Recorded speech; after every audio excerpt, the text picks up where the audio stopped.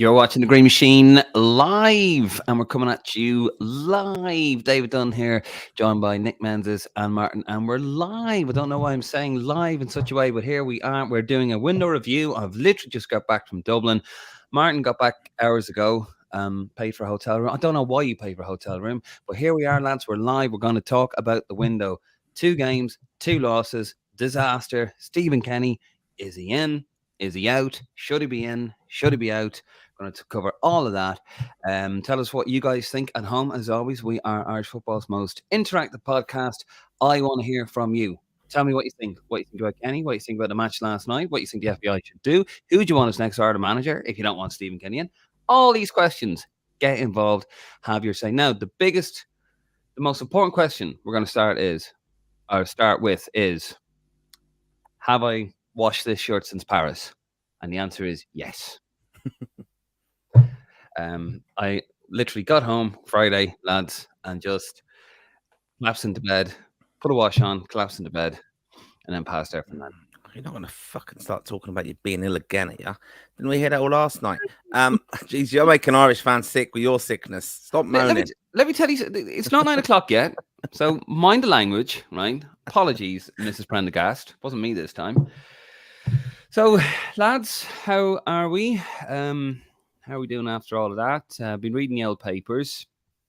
Eamon Dunphy's article was a little bit on the delusional side of things. Read a bit about that from Dan McDonald, read a few other things. Martin O'Neill's obviously come in and he's had his say about it this morning in Talk Sport on White and Jordan. So lots to talk about here, lads, for the next one. And of course, remember, for those of you guys watching at home, have your say. Leave a comment, get involved. We're going to be a little bit unstructured on this one because, as I said, we've literally just got in the door from Dublin. And, yeah. Right. How are we? Flat. Flatter than flat? Flatter than flat. And as I said off air, I'm lactose intolerant and I've just had a hot chocolate. So, I wasn't meant to say that, lads. Smelling like shite? Because he talks talking shite as per usual. APU. But no, look, lads. I expected a draw against the Dutch. I didn't expect anything from the French. But again, it's the manner in which things are. It's the tone of Stephen Kenny's pathetic post-match interview, his weak press conference. I love the guy. We've met him, lads, and you know yourself, lads. I had a lovely moment with him. I know that sounds a bit wrong, but I really thought this guy is a special moment with him. But I was like, this guy's a decent fella. He knows his stuff. But look, we'll get into it, I suppose. But it's not the fact that we lost to France. It's not the fact that we lost to the Netherlands. It's consistency of mediocrity. It's so many shortcomings, so many mistakes that haven't been addressed. Rewarding mediocre players, not even mediocre players, but rewarding mediocre performances with more starts. It's just we've plateaued horribly. And then we've regressed. And in sport, whether the person is nice or not, whether you see a project or whatever it is, in professional sport and professional football, one of the most ruthless sports in the world, you have to freshen up things now and again. And sadly for Stephen Kenny, it is time to freshen things up. I think he's going to get the rest of the campaign, but as I said, we'll get into it. But yeah, I'm feeling flat at the moment, sadly. What about you, Martin, Mister?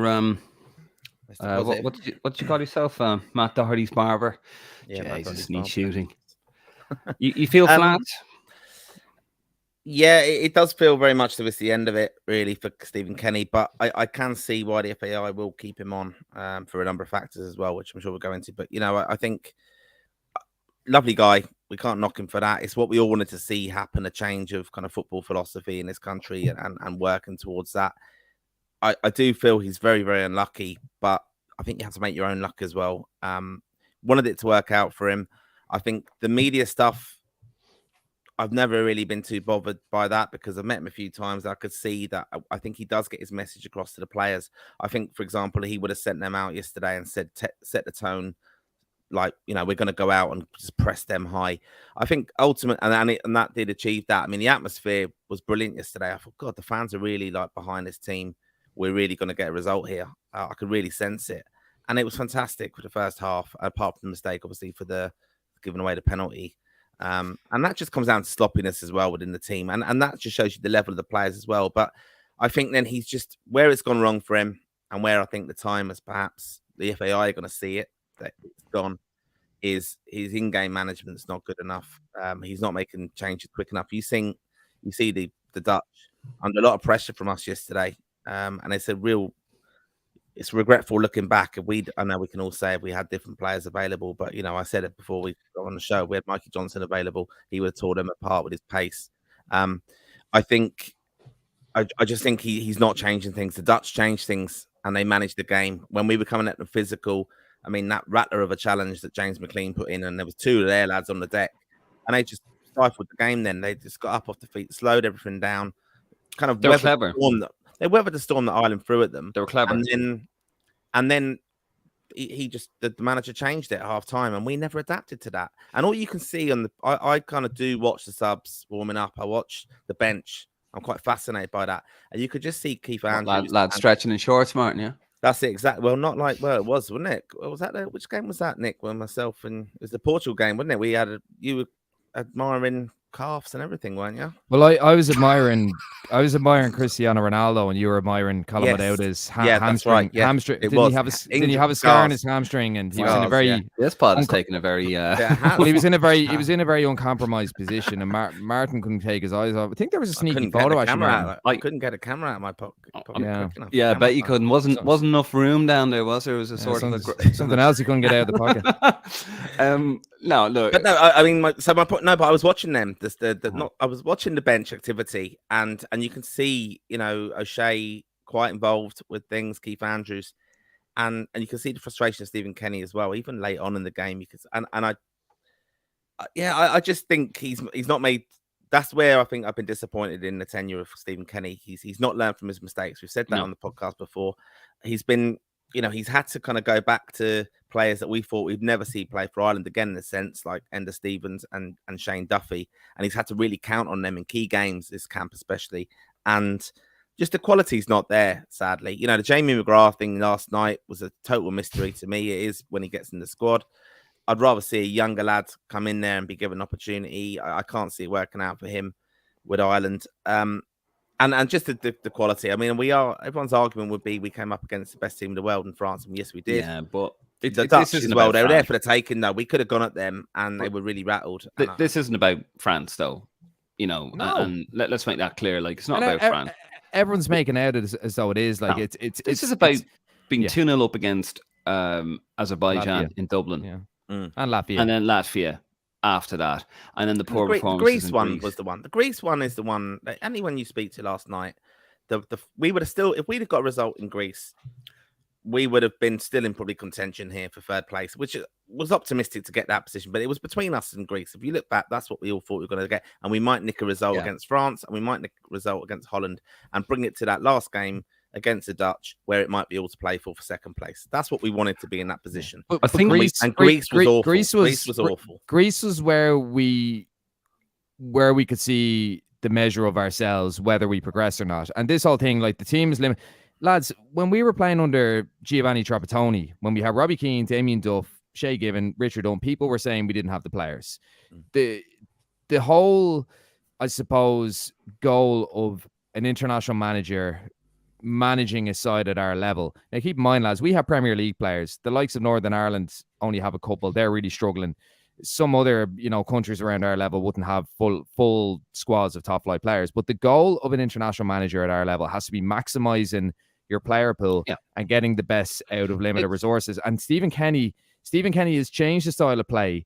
Is it anything revolutionary? No. Has he gotten the best out of the players? There's very few players I can think of that he's maximized their potential. And I think as well, like with Stephen Kenny, people saying he doesn't have the players or whatever. No, I think that's a redundant argument. It's international football, it's not club management. So every squad is in the same situation. They have the players for 2 days, for a couple of days training per window, because obviously there's rest days and match days and all this sort of thing. The problem with Stephen Kenny is that he went in, he promised his 4-3-3, and then he changed it and he went to 5 at the back, and it kind of worked a little bit, and he tweaked a few things here and there. He promised to sort of move on players. So, like, not picking on him, like Hendrick, Duffy, all these guys, these kind of old school Irish players, been around for a very long time, kind of stagnated around the Irish team. But he's sort of gone back on himself in certain ways. Like he's a bit of a contradiction, and I'll explain. Is that he's brought Duffy in last night and made him captain. He hasn't been in the squad for a year, and you think, why is he in? Why is he in the squad? You want to play? You want to play ball. You want to play out from the back. So why isn't Andrew Amabombadeli, who's going to be around for the next 10 years? Arguably, he's worth £20 million. He's going to be playing in the Premier League. Give the lad a chance. Doesn't get a look in. Now, we understand the first time round, there was he wasn't in the squad initially. I'm not sure why that was. I think it's because Duffy was keeping him out, and then he wasn't included in the France squad because there was a bereavement. But that wasn't anything to do with not being selected in the first place. But then why not play him against Holland? He plays Duffy. Duffy's placed the two lads on for the 2 goals. And then he's got players like that. Is he doing that to keep the senior players on side? He look what he did with James McLean. Like he handpicked it. So he would have a nice day out, family day out against Gibraltar to have his 100 cap. Like this is a contradiction. Now, to be fair, he'd an excellent game that day. But I think on that day, it's hypocritical in a way, because Stephen Kenny is saying, well, I want to change the style of play, and I want us playing this passing style of play. Darragh O'Shea is playing every week in the Premier League under Vincent Kompany, who himself was a centre-half and an excellent centre-half. Playing in the Premier League every week. Shane Duffy, he's had a good start in the Championship, but he's not the same type of player as Darragh O'Shea. Darragh O'Shea could essentially play in midfield, as could Nathan Collins, and John Egan is fantastic on the ball as well. So he's being hypocritical and going against his philosophy. I think in a way he was planning to play against Weghorst, but that didn't work out, did it? Duffy versus Weghorst. But I think that's what it was. I think. But here's the problem, though. But it was hypocritical. But here's what I'm talking about. Where he can't see the woods from the trees. Is that 20 minutes to go, he knows that unless we get a win, his job is probably gone. Might not be straight away, and we'll get into that later on, just because it's sheer optics, because the FAI don't want to lose 2 managers in a week or 2 weeks. So for sheer optics, he might still be in a job. 20 minutes to go. You have a dodgy goalkeeper, Flecken. As I said last night, should be called Flappin. He was dreadful. Now, a savvy manager would say, right, lads, he's fucking dodgy. And we're not pepper the box. Get people in there, bully him, pump it fucking long, get it in there. My job's on the line. And he wouldn't. He was sticking to his principles. So on one hand, he sticks to his principles no matter what, even when it might cost him his job. On the other hand, he's going against his principles, which probably will cost him his job. Look at Azerbaijan, 2-0 up at home. Who comes on, gives the ball away? Hourihane. What's he doing in the squad? Hendricks, same again, stands there catching flies. We were cruising with the young lads. He's just gone back on himself, and it drives me mad, because I really wanted this lad to succeed. I really wanted Stephen Kenny to succeed, because he is a decent man. He's a nice fella. And I think it was very important for Irish football for this man to succeed, because now we don't know what's going to happen. Are the FAI going to go with Big Sam? Are they going to panic? Are they going to go? I've heard Roy Keane be mentioned about, and now some of his mates in the media are starting to kind of, maybe Roy Keane's, Kieran Kenny Cunningham was saying today off the ball. Roy's changed a bit. Like, is this what we're going to do now? Because he might get you a sponsor, and he probably would get you a sponsor. I made that point. I made that point today. And we'll come on and talk about the managers, of course. He's a terrible coach. He can't coach. Yeah, but he's a terrible manager. And now, but sorry, I'll finish up on the Kenny thing.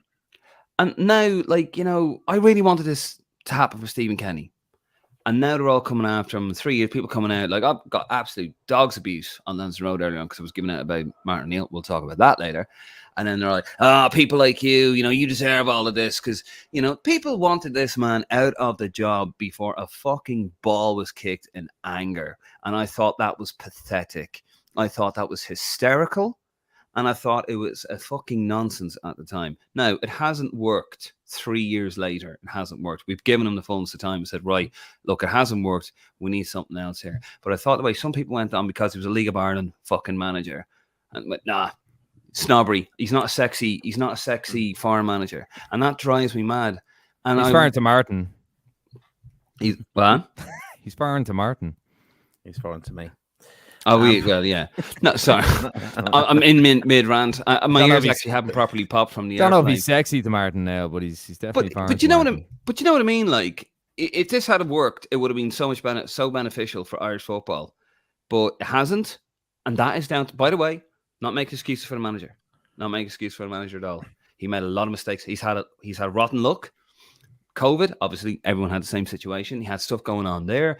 He lost coaches. That's not his fault. The way he lost his coaches, that's not his fault. That happened. Anthony Barry got a deal to go to the number 1 team and go to a World Cup. That's not what can Stephen Kenny do with that? But stuff. November, we talked about it. He made a balls of that. Did damage there. He's selected the wrong players. He has hung on to the wrong players. He's been too loyal to the wrong players, and he hasn't stuck to his guns. And that, in the end, has cost him. And I think it's terrible. I think it's sad. But at the end of the day, there's only so far you can go with it. Yeah, there's a time you have to go, right, okay. It's done now. And I don't know, lads, if you saw it, but that interview with Tony O'Donoghue, that was pathetic, fucking difficult to watch. And I feel for him. But look, he's an international football manager. He's on a serious amount of money. He has to be able to conduct himself a bit better. Even if I would have preferred he actually lost the head with Tony O'Donoghue than blabbering the way he was. But the thing with it, lads, is I don't know how he survived, because that record, if a higher profile manager had that record, they would have been gone ages ago. And my problem and my worry, lads, is that there's a serious rush. We're plummeting. International football can turn very, very quickly. It could be a thing. Like I said it last week, lads, didn't I? I said we could get a result against the Dutch. We could get a 1-1 draw. We could have a fantastic performance, and then we could win the last 3 games. We mightn't qualify, but then we have momentum. So international football can turn very quickly. But the issue is when it's turned. So, for example, we got the result against Scotland. It went back straight away. There's no consistency. And at the moment, lads, I think any other manager would have been relieved by now, would have been relieved of their duties by now. With Kenny, it's a rush, it's a downward spiral. As I mentioned, anytime it looks like things have turned around, because we're very melodramatic, lads, as Irish fans. We always say, well, we're fucked, we haven't got the players, we're goose, we're never going to qualify for anything again. And then we get a result, a little bit like Euro 2016, or under Martin O'Neill, who we're going to talk about. Things were a disaster, we were out of contention, and then all of a sudden, we started getting results, we beat Germany, qualify. The difference here, lads, is when the pendulum switches, when it swings, we're back to square one within a couple of months. So the rot has to be stopped. And 3 years, lads, I really don't know how he's gotten away with it for so long. That Scotland game bought him over a year now, but the FAI have to recognize that it's a results game. We've lost out on 2 championships. We've lost out in the World Cup almost immediately. We've lost out in the European Championships almost immediately. And I think you're right. The rot really has to stop. He's been unlucky, but he's also been ironically, he's been lucky in the sense that I don't think they're relieving him because of the manager situation with the women's team at the same time. The optics, the World Cup, and also there's no other obvious candidate I don't think that is out there at the moment. A question for you both, though. Right, well, so we're saying we think we do have the players. Like, there is some incredible talent coming through. I mean, look, Alan Shearer's talking today in The Athletic about that he thinks Evan Ferguson could be an absolute superstar, world-class player. Who wouldn't want to manage him ultimately? And do you think if we had a better manager, do you think it's an attractive job managing Ireland? That's my question to both of you. I think it is at the moment. But again, lads, as I mentioned a couple of minutes ago, it's about getting a manager in who can, I suppose, what's the word I'm looking for? Get the most out of a player. Get a player to play, maximize the player, get them to play beyond their means. I spoke the other day, Dave, about Giovanni Trapattoni getting the most out of Sean St. Ledger. Like, Sean St. Ledger wouldn't get in the Ireland squad now with all those centre halves. But Trapattoni had him playing fantastically well, playing way out of his skin. So you need a manager who's going to get a player who's playing with Hull to play like a player who's playing for it's called coaching. AC Milan or something. It's called coaching. Why Trapattoni... AC Milan there. It is, but it's man management, and with Kenny, he has he has been very preoccupied playing a passing game. Now, a passing game that has no end product in the final third, but that's been his kind of crux, where in the past, and we've given out about it, lads, and I was one of the first to give out about it, Trapattoni went for a functional system, but at the same time, he was getting very limited players. He had some excellent players, by the way. He had some excellent players. Yeah, his first campaign, it's not his first campaign. He had a very good squad. He had decent players, but he was getting limited players to play well beyond their means. The same with Mick McCarthy. Mick McCarthy had it. Now, look, he fucking Roy Keane. But he also had a team stacked with Division 1 players, Championship players.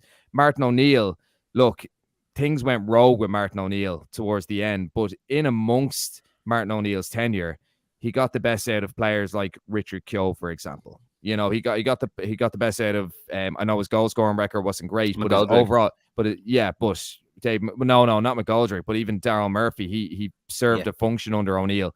Poor goal scoring record, but again was very important in the Euros. So it's about if the argument is going to be we have a limited squad, we have limited players, we've a better squad now, I think, than in 2019 with Mick. Mick had a very old squad. He had Richard Keogh, he'd Glenn Whelan, he Conor Horan, he had Dave McGoldrick, all his key players. James McLean and Robbie Brady were the fucking wingers. He'd Stephen Ward as well as. Oh no, he didn't. Sorry, he'd ended Stevens as a left back. Never mind. But what I'm saying, lads, as I said, is the whole. If the argument is we don't have the players, we have a limited squad, then you need to ask the question: can Stephen Kenny get the most out of that limited squad? And has he done that so far? Absolutely no, he hasn't. Not. No, he hasn't. Not.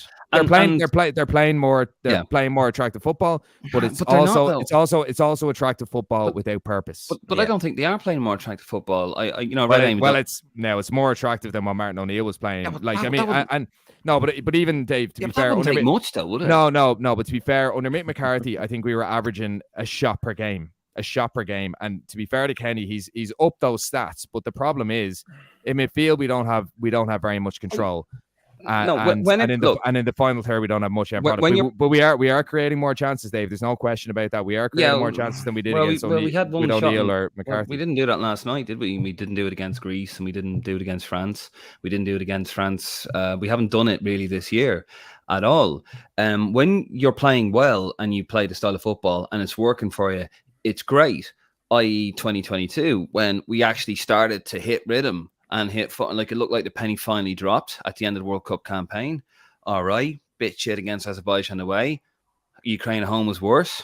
Penny dropped all of a sudden. Yeah, we're battering teams. We're scoring goals. Fantastic. But when you're not playing well and you're playing that style of football, you're soft as shite. And that's what we've been. We were soft against Greece. We were soft against Latvia, who, let's be honest, are rubbish. And we conceded, 2 goals against them. Gibraltar, we only got the first goal because the goalkeeper made a howler, and I think it was Ferguson Ida jumped on it, and just slotted it home.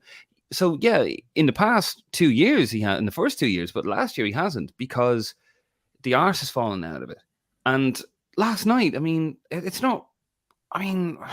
What, he just passed around the back four? Holland sit back. Their best joy last night was when he pressed the back four. That's what I've been calling for on this. You can go back through the archives, which is available on greenmachinepodcast.com. Just thought I'd get that in there. For more aggression. And they haven't done that. You can't play a passing style. I think they did have aggression. I think they had aggression last night at the start of it, and they pressed really well, but they just run out of steam. And that was our only kind of tactic, though. That's what I'm saying. When the Dutch started breaking the press or managed the game and relieved themselves of that pressure, then you saw them tactically adapt, change things, and we didn't have an answer to it. That's the problem I think we had. I think the stats last night: 2 shots on target. One of them was the penalty. So we didn't create anything against France. We had the header that. Collins had saved amazingly, and that would have been a different narrative. That would have been one of our great nights. We'd have been happy. We drew with the world champions or whatever, or runners up. That's the kind of how. Kenny will argue how close we have, but like Didier Mann said it last night, didn't he? How we find a way to lose. Like we've got to get them results. How come Scotland, I'll be honest, that was a false narrative as well. The Scotland game, they tore us apart for the first 25 minutes there. And then we got the goals and we comfortably beat them in the end. But look how well they've done now against Spain in their group. And, these teams can have the off day. You got to punish them. And we haven't done that. They had an off night last night, the Dutch, and we should have punished them and we didn't. Didn't have the quality to do it. And I think that does come from the manager not being able to tactically adapt. And I think that's where it is. It doesn't help, though, Martin, trying to play a system with a system that requires a certain type of player that we don't have. He's playing wing back. I'm not having to go with Colin McDowd. He's playing wing backs with Colin McDowd. He's not a wing back. Alan Brown's not a wing back. No, but yeah, but we've said that square pegs, round holes. Right? Exactly. We've said that in the past. But I mean, that's the problem. look, they're horribly. Steve Clarke isn't doing that, is he? No, but here's the other thing, lads. It's a horribly unbalanced team, and the amount of times, as I said, I'm obsessed with the Irish team. I watch so much so many crazy games that people wouldn't bother their whole watching. That's how much time I waste. That's how much time I waste on this. I went to Malta. Yeah. But the thing is, like, it's so hard to pick a starting 11 for Ireland, no matter what the formation. I wouldn't even go into systems, but no matter what the formation, it's so hard to pick a balanced Ireland team. There's so many right footers. There's so many lads who in one position, not in another. We've so many centre halves, we've so many strikers, yet we've so few wingers and we've so few midfielders. So it's a tricky one for Stephen Kenny, but he hasn't really gotten the balance right. And as I said, lads, I'm seeing I just had a little flick through Twitter there, and still a lot of Kenny in people. And I understand that, people are saying that the big argument is, would another manager have gotten more out of this group, or would they have gotten better results? I don't think that's really the argument. At this stage, it's 3 years of recurring mistakes, mistakes not being reflected on. And to be honest, lads, I'm actually just flat even talking about it. It's just it's football. It's football. It's a ruthless game. And look, it's not. I don't know how they can justify sticking. It's not learning. I don't know how they can justify it. It's not learning, and we've gone on about this as well. No, but it's also his media coverage, his media stuff, interaction doesn't come across anymore. It's just rambling now. People are losing faith in that. They're not believing in the project anymore. Well, he's dejected. We've given him the benefit of that. Like I've said, I've heard him speaking, and God, geez, he's an awful speaker. But then when he gets into it and he's comfortable, and that's what I'm hoping he is with the lads in that environment. He's never been good with the media. They shouldn't have him up near the media, but I know he has to do that. But he should have been trained on that. But then he probably is thinking, I'm an experienced European club manager.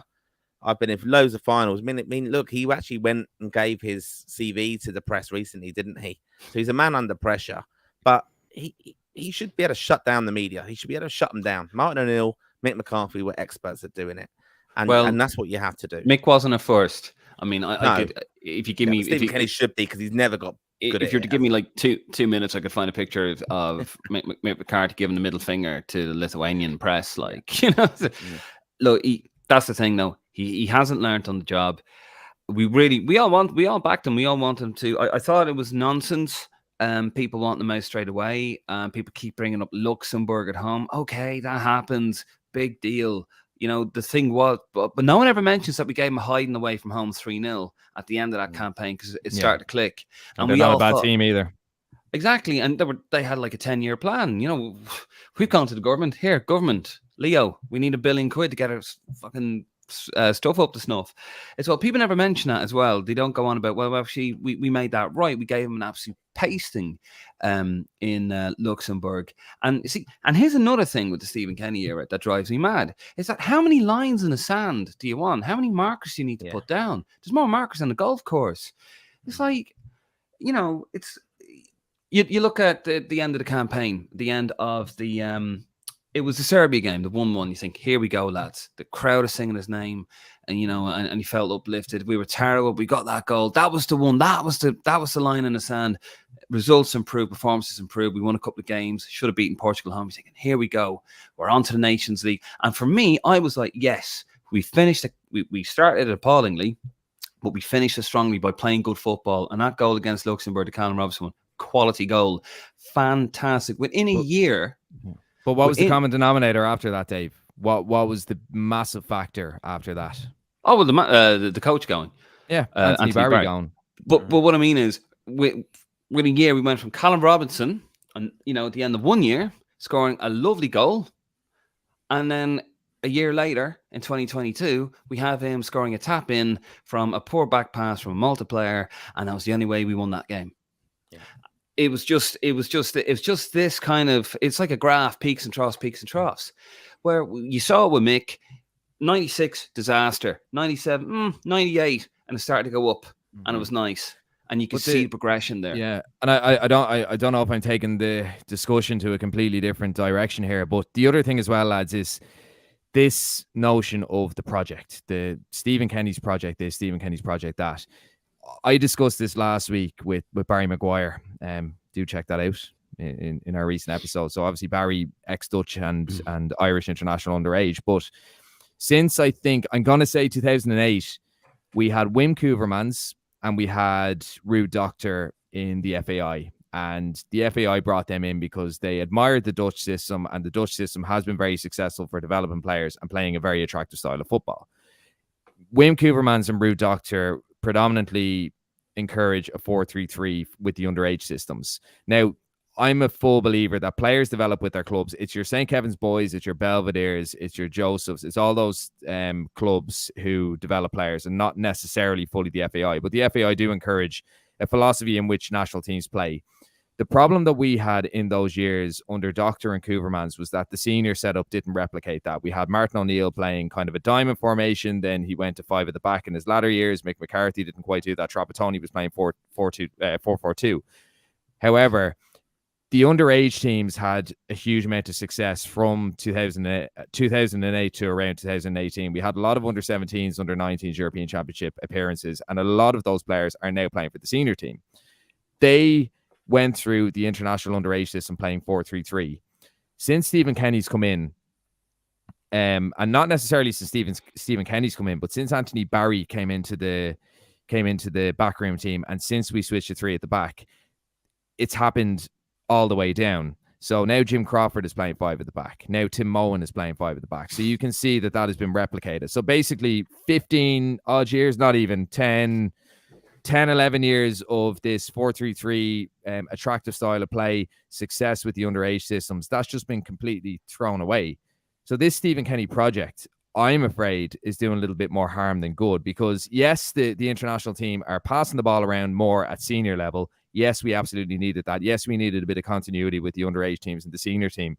But there's been almost an overnight overhaul of the underage structures. And if someone within the FAI, within the coaching structures, can maybe put me in my place with that, I would be kind of delighted, because it's a fear of mine. It is a fear of mine that we've undone a huge amount of work done by Koevermans and Doctor. But this project, as I said, I think is doing a little bit more harm than good. And I think the project is a buzzword. It's propaganda in a way from Kenny, and I don't see where it's going, and I don't see anything tangible about this project other than the fact that we passed the ball around the back 3 a lot. I think that's really interesting. You brought that up as well, and I'll be interested to know if that is the kind of directorate in a sense. I could be completely wrong saying that, by the way, lads. I could be completely I know, that. but it's an interesting way. We might get insight, because we have a lot of people we know within the FAI, probably in coaching circles and things like that, who might know that answer, because the whole thing is that there's regular meetings. I've spoken to Keith Andrews and how the interaction between the squads, they want that philosophy, but I don't know who's driving that. Is it Stephen Kenny driving that? Was that his role ever? It's an interesting one. It kind of brings it on to the Martin O'Neill thing, Dave, where he said it the other day, didn't he? Like, what is his job, Stephen Kenny? Because my job when I was the Ireland manager was to qualify for tournaments, and this guy seems to just be getting a free ride off the Irish media. He qualified for one. We'll move on to Martin O'Neill. He qualified for one tournament, got very close to a second tournament, and then got us relegated from the Nations League, which got us a playoff somehow. What did you make of Martin O'Neill? Just give us a bit of a spiel of the comments and what he came out with. Well, basically, I've got it here. So basically, he just turned around and said that the Irish media basically, he didn't have a good relationship with them. They didn't think much of him. He didn't think much of them. And pretty much, they sort of forgot about 2016, Euro 2016. And they never really gave him the time that they've given Stephen Kenny. And basically, they've just given Stephen Kenny loads of time, but gave him none. And Jim White asked him, like, are you a bit bitter the way that ended? And he goes, yeah, I am.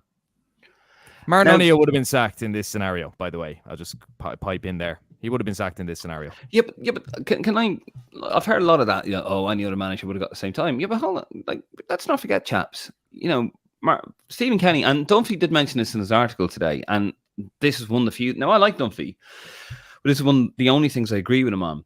Stephen Kenny has had a completely different mantra and mission to any other Ireland manager, and that was fix Irish football. That's what he was given. Now, whether he's the right man for the job or not, well, recent results will tell you that has completed the fullness of time.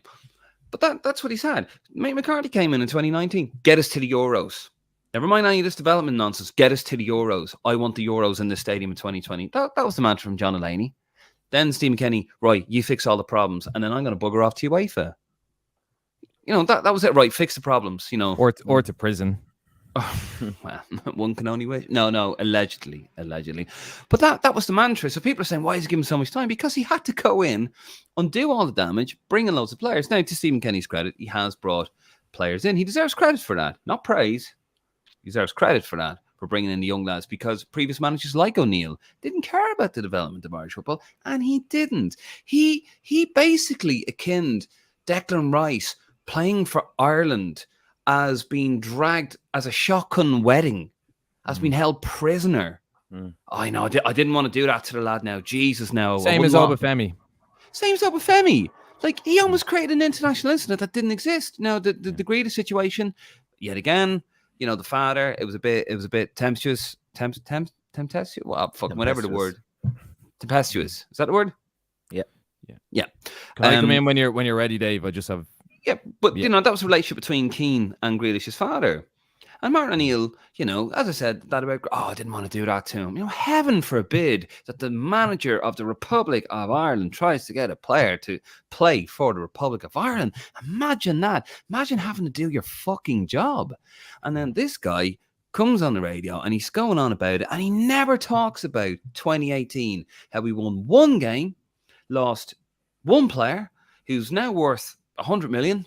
I know it's madness. You could argue that he cost us another player who's worth 100 million. That's 200 million pounds a player he's cost us, while his assistant manager, Roy Keane, was going off and starting rows with people.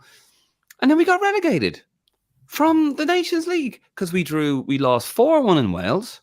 We drew 0-0 at home to Northern Ireland. That was a friendly, by the way. And that was absolute dross. We lost 1-0 at home to Wales. And then we drew twice. Once in Aarhus, which was the final game, once a home double. It was dreadful. He never brings it up. And also, he was tarting himself out to the Premier League. And now I got absolute dog's abuse about this on the Facebook page. You can check it out there. Oh, what do you know? Should delete your page. Fuck off. He basically went out because he wasn't happy about the way the press challenged me and asked me questions. I'm Martin O'Neill. I've come in here to, I am Irish football. You should get down on my knees. I play for Brian Clough. Did you know that, lads? He played for Brian Clough. Anyway, he wasn't happy about the criticism and then starts putting himself out to Stoke and Everton. They said, Martin, we're only going to give you till the end of the season. No more. Oh, well, I don't really want that, lads. Oh, well, John, is that offer still on the table? The one we agreed before we got absolutely battered by the Danish in Dublin. Oh, yeah, it is. Yeah. There you go. Sign that, grand. Well, I suppose I'll do this, so. And he he sleepwalked it. And he was disinterested. And he didn't want to be here. But he never talks about that. Roy Keane never talks about that. When he went on, we deserved another crack of it. No, you did not. You didn't want to be there. And he spews out this absolute bollocks. And it drives me mad. And that's why I went on about that. And people need to remember that. They forget about Stoke. They forget about Everton. They just go on about your 2016. So, and then Stephen Kenny. And that's it. Yeah. No, read between the lines. It's all there for you. Anyway, that's my rant over. I just have one to come. And I know, lads, I'm very conscious that I keep segueing the conversation here. But I'm just seeing a lot of comments come in regarding Stephen Kenny blood and players. Now, this is another one that a little bit like the whole projects mantra that keeps going on. The blooding player side of things, I've just seen an image from the team from exactly 5 years ago to the night when we played Poland in a friendly under Martin O'Neill. And I'm going to read out the lineup and I'm going to read out the bench. Okay. Yeah. And the point I'm going to make, lads, is I do not believe for a second that a quarter of these players would still be in the squad. The whole blooding player side of things, if you look at the team last night, like Gavin Bazunu, very talented goalkeeper, ended up in the Premier League. He was always going to be in the Ireland squad. Same with Nathan Collins, extremely talented. Evan Ferguson, absolutely. Martin O'Neill or Trapattoni still would have picked him. So yes, Kenny has capped them and he's brought them in. But you have to keep in mind, lads, these lads were playing first team football when they were brought in. we didn't have that kind of caliber of youth under Martin O'Neill. We might have under Trapattoni. There was a couple of players that were, even Seamus Coleman. Well, Seamus Coleman's an example. Jeff Hendrick was about 18, 19 playing for Derby. And he never James got a McLean, look in. banging in goals for Stoke. Exactly. Now we did give him a chance. Now I'm going to go through this lineup, lads, and tell me now that Stephen Kenny or any manager would have picked these. Okay, so in goal, Dan Randolph.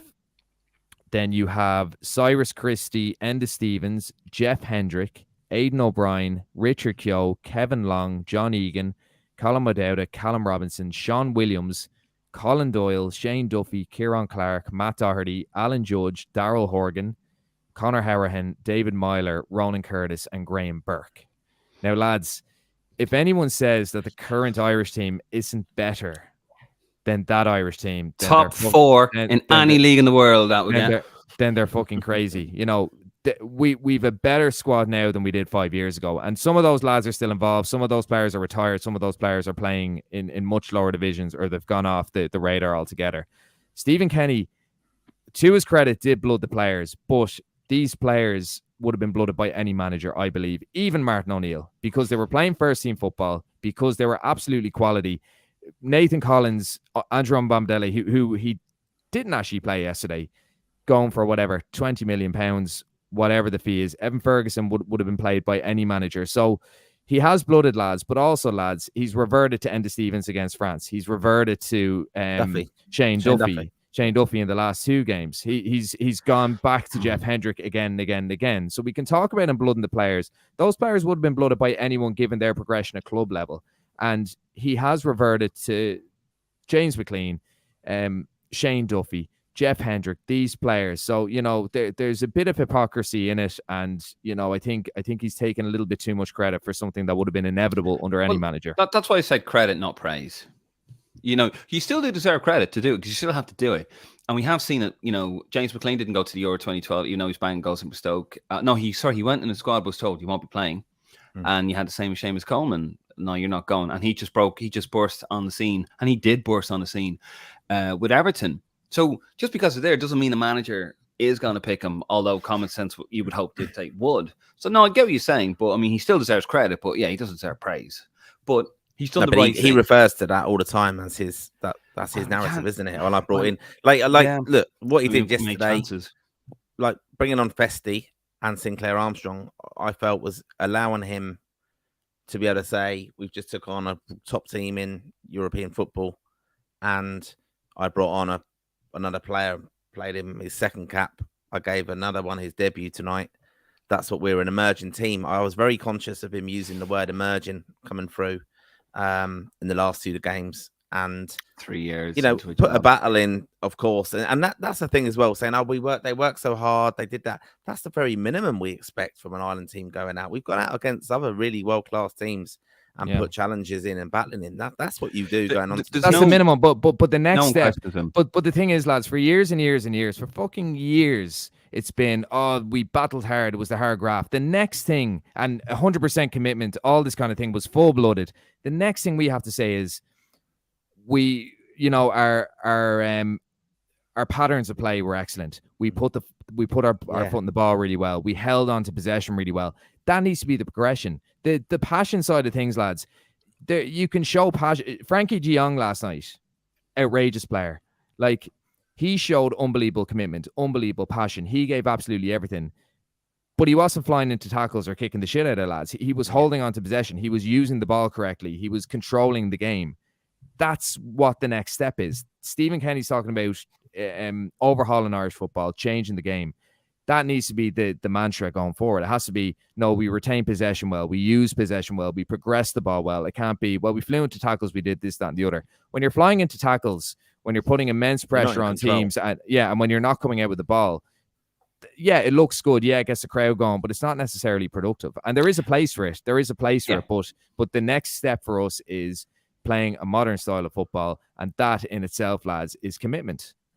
I mean, Rio Ferdinand, I'm not a fan of as a pundit. I think he talks utter nonsense, but I will give him credit for this. He said that, it's a bit like if you have to make a sliding tackle, you've lost, like you've made a mistake. Yeah, once you come off your feet, yeah, and he's right. And it's a bit like that, isn't it? When you're making all these sliding tackles, yet again takes it to Shane Duffy. You know, he's great at last ditch tackle, but why does it need to be a last ditch tackle? Because they've lost their shape. They've got in behind them. They've got Someone's made a mistake. They've lost their man. And that mistake from not Doherty, concentrating. the header in, it's that bit of class and composure and that mistake. I mean, but look, I think it's worth as well mentioning Bazunu made 2 brilliant saves. I mean, it could have been a lot worse. One with his leg was great. It could, well, two with the legs, wasn't it? But I mean, it could have been a lot worse. It could have been like they could have really controlled that game. And again, he made the changes. Go back to the main game management, bringing on Sinclair very late on when you're looking for a goal,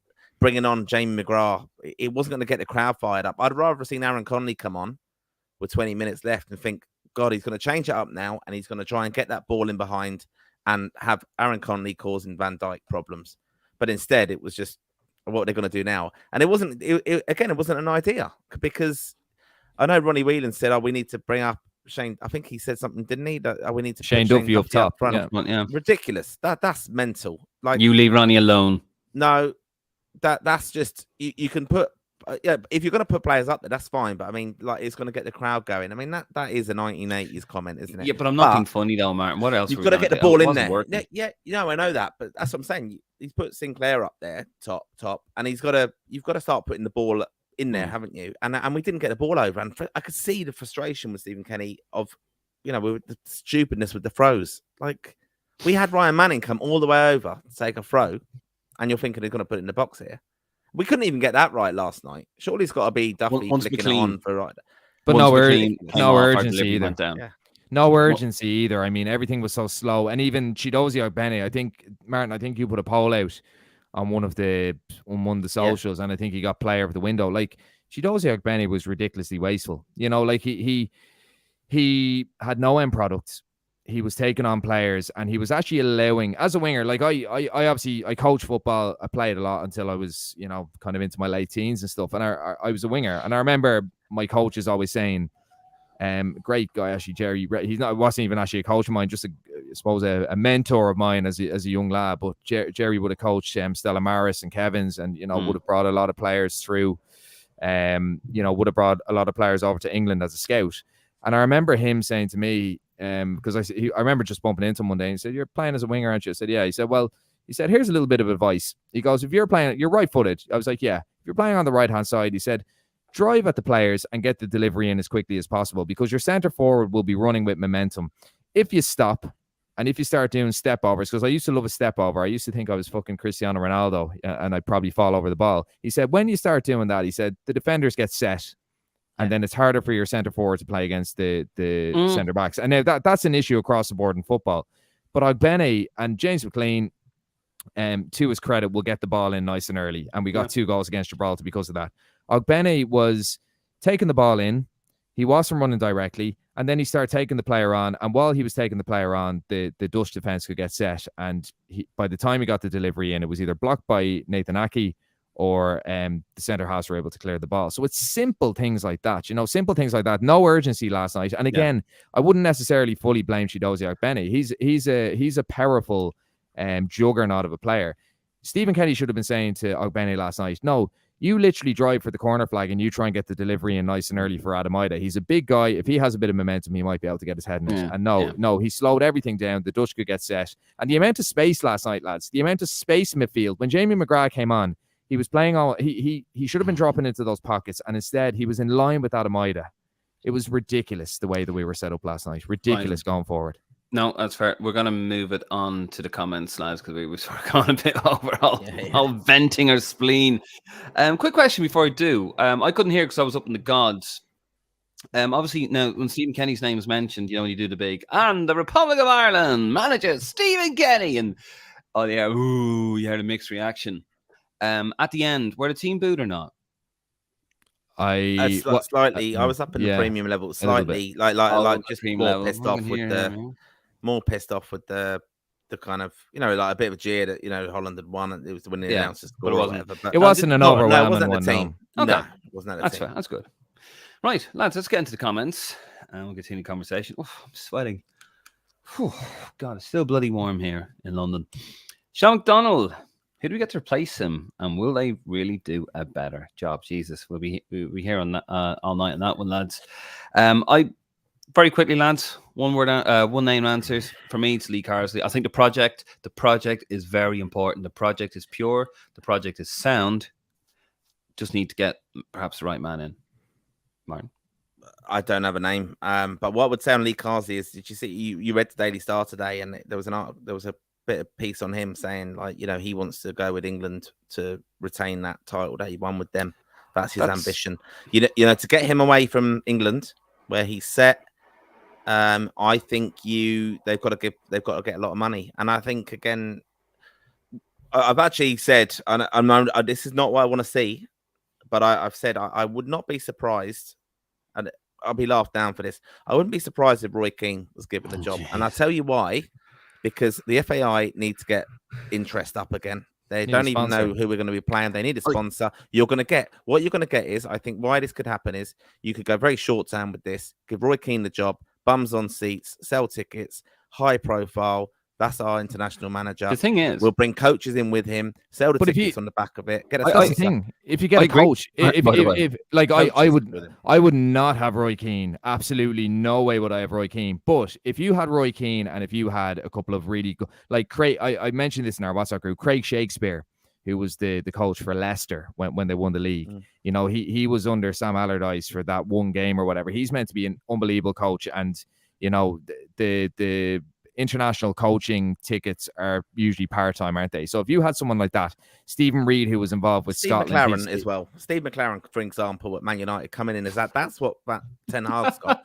A very experienced him with his fluent Dutch. Well, to be fair, to be fair, McLaren made his name as a coach rather than a manager. So people laugh McLaren, and look, United are doing shit at the moment, but he's a coach. He's a proper in the 90s. He was a great coach. So like I wouldn't have Keane, but if you had Keane and a experienced backroom team who were basically going to set the team up, call the shots with the tactics, coach the players, get the best out of the players, you know, you might be onto something from a commercial point of view, but Jesus, it would be some circus. I suppose, sorry, I know you just asked who Dave, and I'm going to echo James, who does a bit of writing on the website, but you know, definitely Hervé Renard. We're not going to get him. He just got the women's job for the French, but definitely Hervé Renard. I think we need a manager who's managed at international level and has seen different international size. He was managing Saudi Arabia. He won the AFCON with Zambia.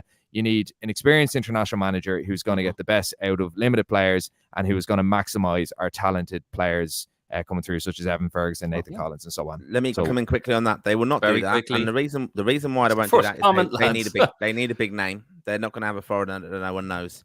It's all commercial. They need a name that they can sell tickets on the back of. And why I'm saying Roy Keane again is they might just do it for like 2 interim period, because the next manager, when Evan Ferguson's had another few years of development and all the lads are on 40, 50 caps, we might not qualify for the next tournament qualification under Roy Keane. But then the next manager, that'll be his task. It's just pushing it down the line, I admit. But that's then the job. The key thing the FAI will want to do is qualify for Euro 28 when it's in our own backyard.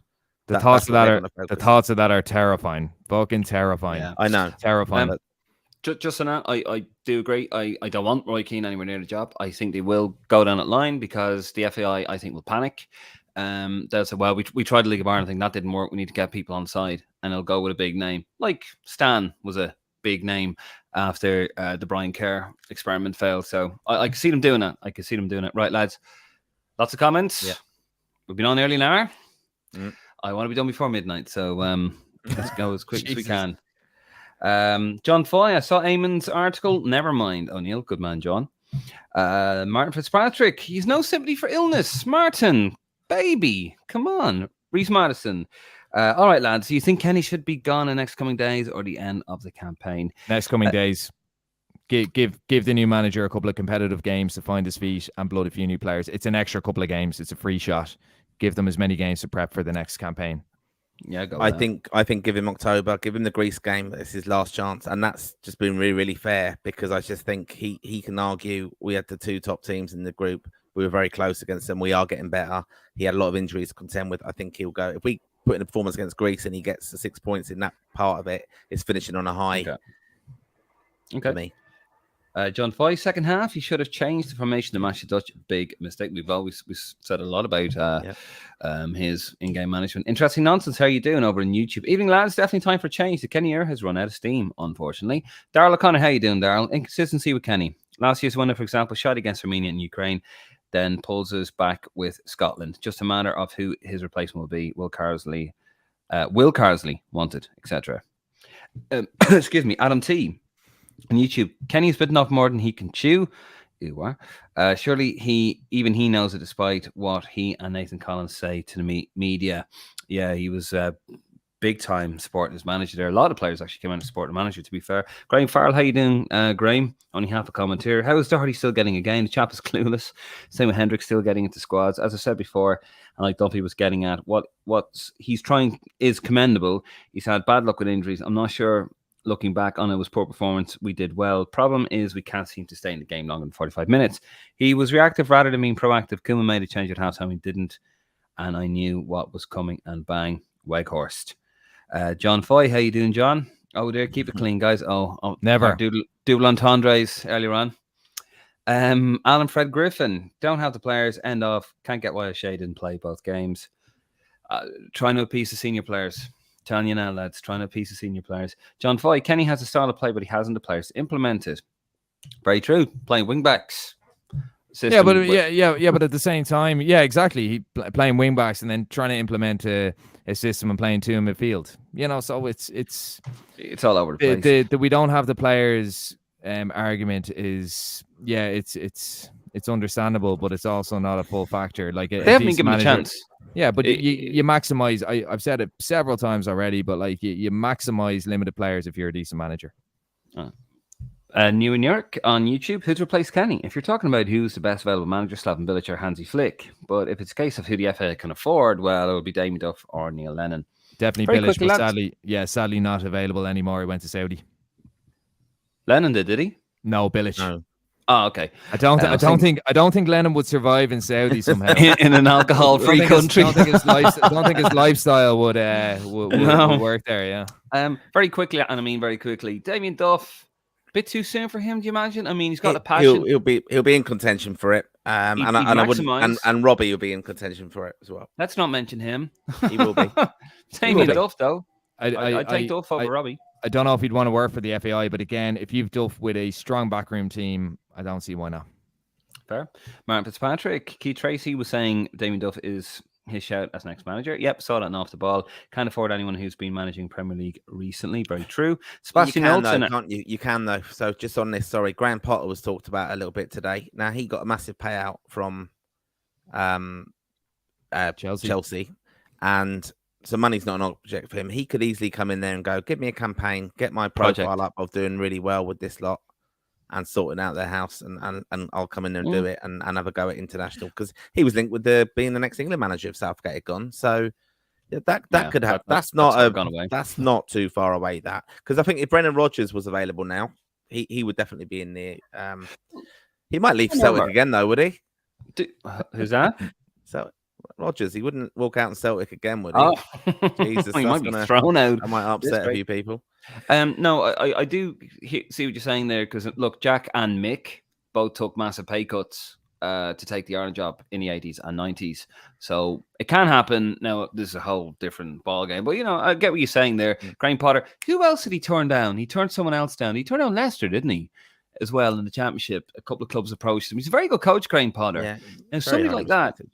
I think there's still a rigidness with Potter though, and you look at a lot of these kind of managers with those kind of mid to top range kind of Premier League clubs, like even Nuno Espirito Santos, like really, really good with Wolves, but again had a certain selection of players that were part of that product. Matt Doherty being one of them, went to Spurs, didn't work out. So I actually think Potter would struggle with this, especially not being used to coaching at international level. He was very much a systematic coach, and he took years to kind of implement what he did.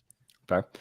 Sebastian Knowlton, Armenia lads. Armenia. Yeah, sorry. That's that was me. that goes to Graham Farrell's 2 up against Azerbaijan at home. Did we not draw 1-1? Yeah, sorry, Armenia, Graham and Sebastian. Thank you guys. They all sound the same. No, they don't. Although actually in the Caucasus, but anyway. Also, Luxembourg was the low point. They've actually kicked on and are joint second in the group at the moment. We've gone backwards in rapidly. That's the thing. We've gone backwards and everyone else is catching up and overtaking. That's what people forget. Same with the League of Ireland.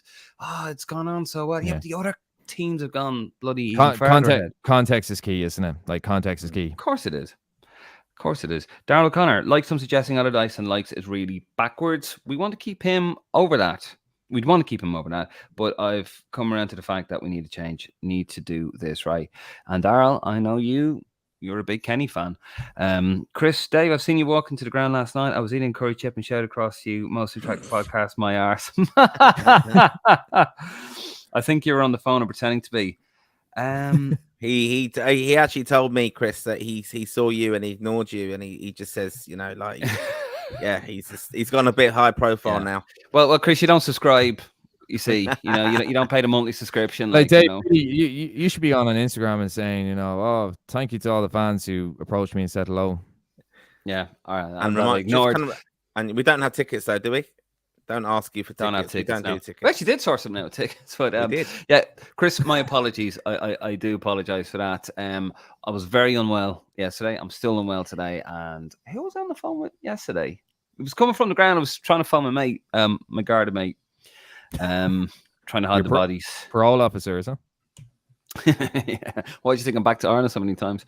Darrell O'Connor, I want to go to major tournament before I have grey hair. Oh, Jesus, yeah.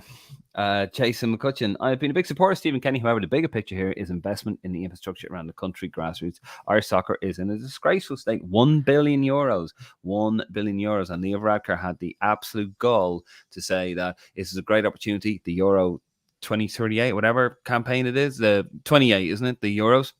We want to show off our world-class facilities. What world-class facilities? One stadium. Or half a stadium that looks like a toilet seat. Yeah, do you know what though? The new Lansdowne Road is actually that is a lovely stadium. I genuinely, it's lovely. It's all right. But yeah, you get press passes. You're not gonna. They don't build the stadium. It's lovely. Don't worry. They serve lovely curry, and it was lovely last night. I couldn't taste the bloody thing because of my cold, but it was. But I'm sure it was lovely. And the staff there, by the way, if you're watching, the staff in the Aviva are actually very, very nice. They're very nice people. Graham Farrell, he's walking contradiction. Is Stephen says one thing, does another. Says he wanted to play 4-4-3. 4-3-3, then persists with 5-3-2. It's fucking mental. You can't play Russian roulette with team selection. It's costing us massively, and we're limping to fourth in this group. Graham again, Flecken Egypt. He was horrendous. He's never been near any of the Dutch youth teams. Darrell O'Connor, as we all agree, Greece away was our cup final for this group. The deflation after losing in Athens was the worst I've seen. Very deflated. Even in Paris, even around the Gibraltar game, it wasn't good. Cormac Murray, Roy would be the disaster. I agree, Cormac, but you know what? It wouldn't be boring. It wouldn't be boring. Dave, it's not boring now, to be fair. Dave Walsh, agree. Martin's comment on Duff. We've to gamble on our next manager given the money situation. At least he's played at the top level. We've gambled on Kenny and it's run its course at this stage. John Foy, Keane, no good at all. Were you going for the pun there, John? I'm not sure. It's like an Alan Partridge. Keane, no. Anthony Fulganati, that's a shit joke, sorry. Anthony Fulganati, Lee Carty will be a good appointment. I agree. He'd be my guy. Darrell O'Connor, Martin O'Neill interview in TalkSport was so negative. He's one of the ones that never gave him a chance. Bitter, similar to Kerr. Yep. You should open up a lemonade stand to get out of that bitter. Piotr O'Doon, good man. Done. It didn't work. So people who didn't want him were right. Yeah, I knew that was coming. True, Patter, but a stop clock is right twice a day, isn't it? Like people that wanted him out from the very, very beginning did not give him a chance. Okay, they were proven right, but there's a way you go about it. Like give the guy a chance. They just didn't give him a chance.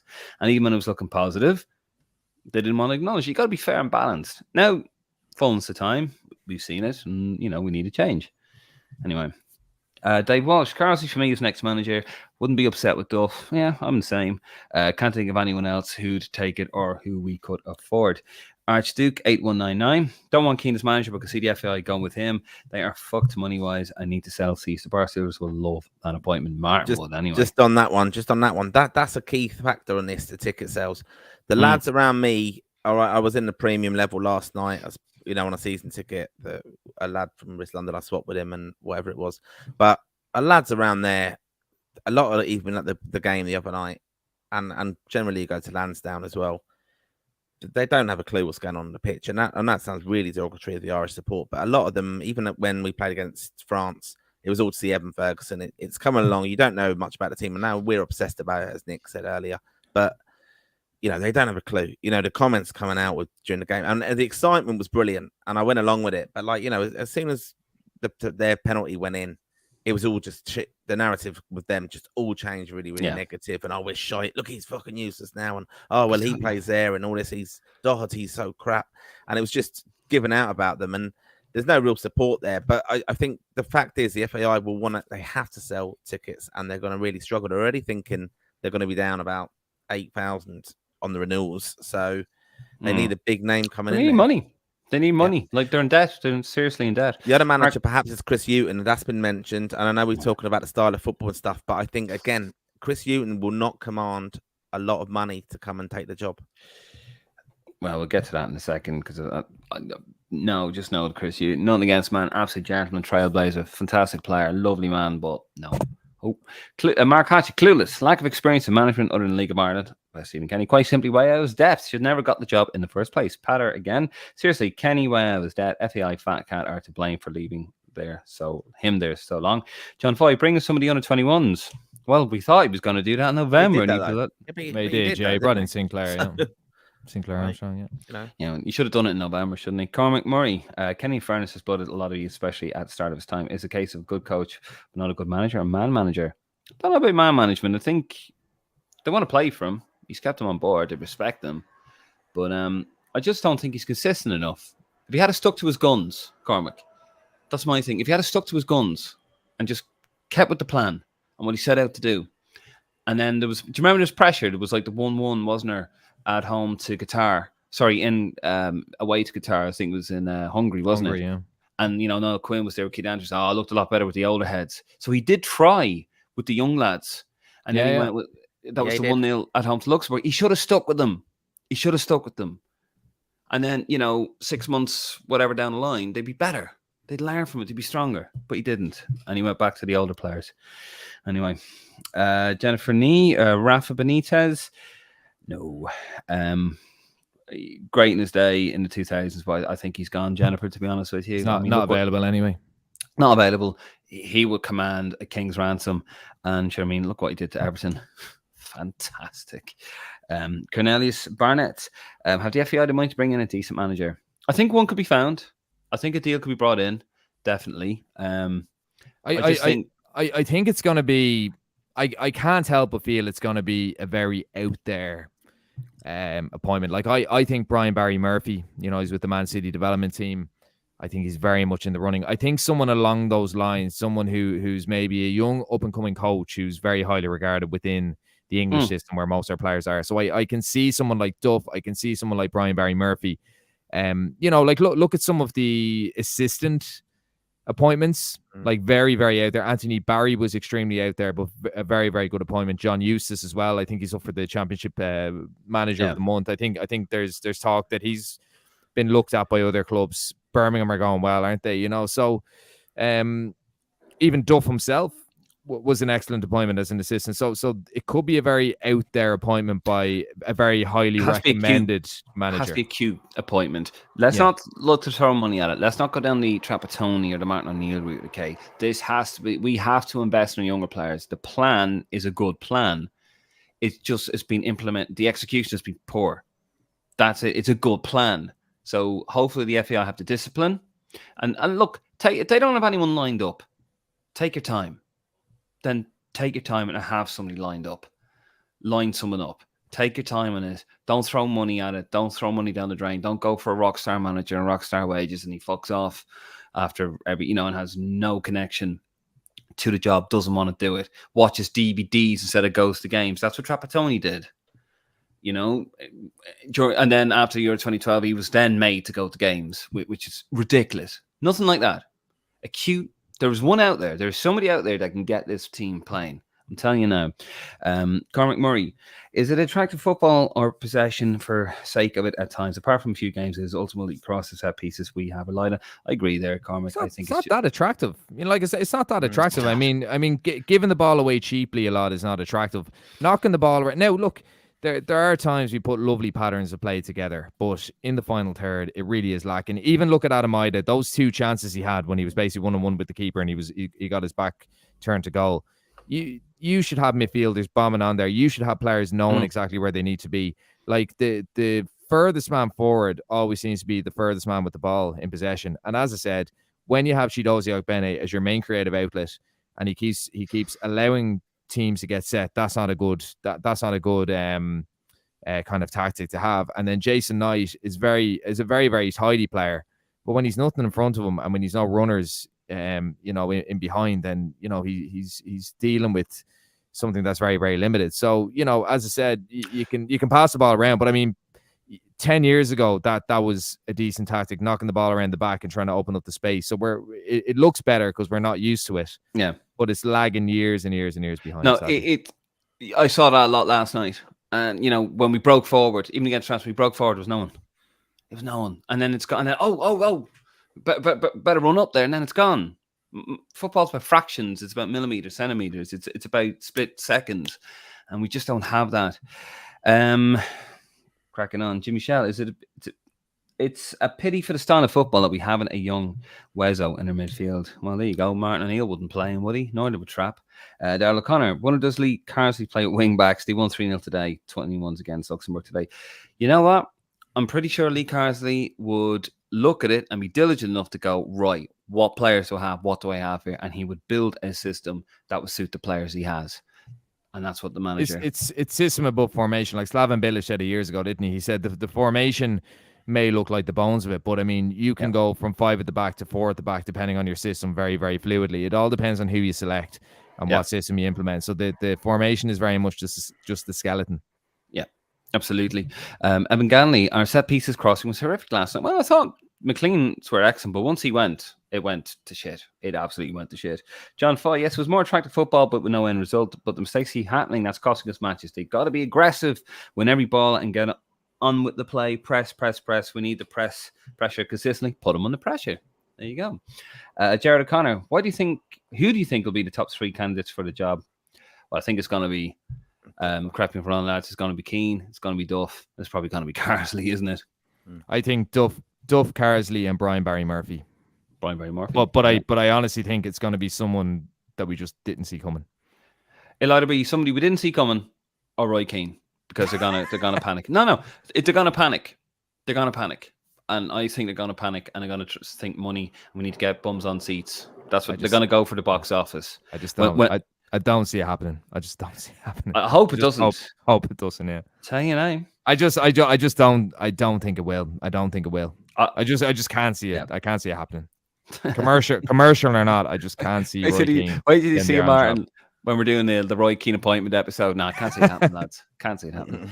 John Foy, and just want to add, needs to mix it up even with a few long balls in places. John, absolutely.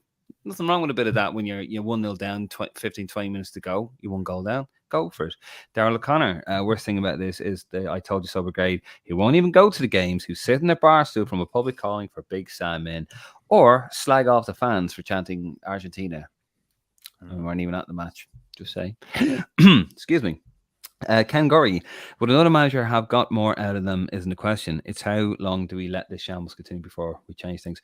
I don't think it's going to go on much longer now. I think, Ken, it's optics. You know, we saw what happened with the Bear Powell situation with the FAI. Do they want to say 2 managers or 2 national managers in space a week and then take the criticism and then have it all kind of lashed at them? Or do you want to take our time, give them to the fullness of time? You've already made a decision, and then, you know, take your time and go about it. I think the decision's been made. That's my opinion. But it's when they pull the trigger, basically. Dave McGuinness, the issue is the majority of fans like yourselves exasperated with it and with him.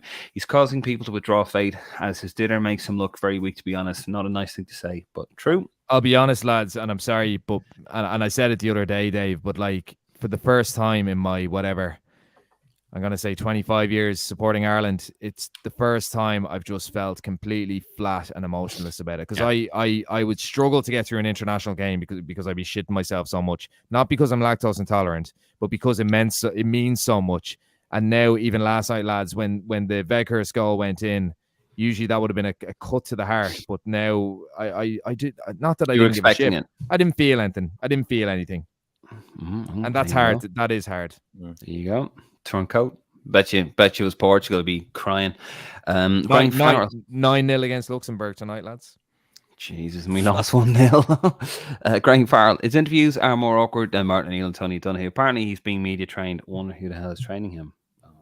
I don't know. But, let's not go there. Yeah.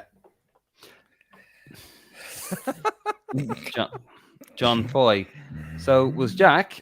So was Jack. He really shut the media down, especially Eamon Dunphy. More relevant to him than a fly on the wall, to quote Big Jack. That was after Italia 90. Graham Farrell, we were very unlucky under Mick in 98 and 2000, beaten by Belgium way after Carsley handled it in Lansdowne. And gave away a pen. Then Nilis and Penn scored 2 poor goals that we gave away. 2000, we almost qualified until Macedonia got a goal 95th minute. That handball was actually against Turkey in 99 for 2000. Just say that to you there, Graham. But yes, you are correct. Guns, people keep saying that he's unlucky, which he arguably is. But he's very lucky on the sense of having the vast majority of media on his side, refusing to criticize him for 3 years. I don't think that's true. And I just want to actually nip that one in the bud, because you've had people, to be fair, like Dan McDonald. Your mate, Philip Quinn. Philip Quinn went after him. Paul Rowan went after him. Also, you've had a lot of members of the media, maybe not the written media. Brian Kerr went after him. I think Roddy Collins has been after him. Damien Delaney. Is that? Damien Delaney. Damien Delaney's been going after him. McAteer went after him. Ian Hart went after him. Richard Dunn's going after him. So, you know, there has been quite balanced. So a lot of guys have done a hatchet job on him because they were loyal to Mick. So, you know, I mean, Mick was on co-commentary for his first game against Bulgaria, so it has been quite bad. I think people don't look at it that way. Anyway, Cormac Murray, 2 qualifying campaigns is a fair crack for any manager at international level. Most genuine supporters wanted it to work, but sadly it's fizzled out. Certain sections of media went overboard, hyping Kenny from a long way out and slaughtering Mick, building ridiculous expectation levels. He probably didn't help that himself when he said we had one of the best, what was it, back fours and top 10 in Europe. Or Donnell McQuillan, will it take a bad result to Greece before Kenny will go?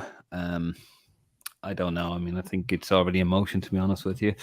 Dean O'Reilly, lads, it seems to be a common thing with fans of having high notions of what the team should be capable of achieving. Yes, Kenny has fallen short in some aspects, but the fact that you're talking like we should be able to put it up to the Dutch and the French, and how disappointed it is not getting anything out of the game, on what planet are you on? I presume we never said anything about the French. We very much said that we never expected to beat the French, and we were set up well against the French, to be fair.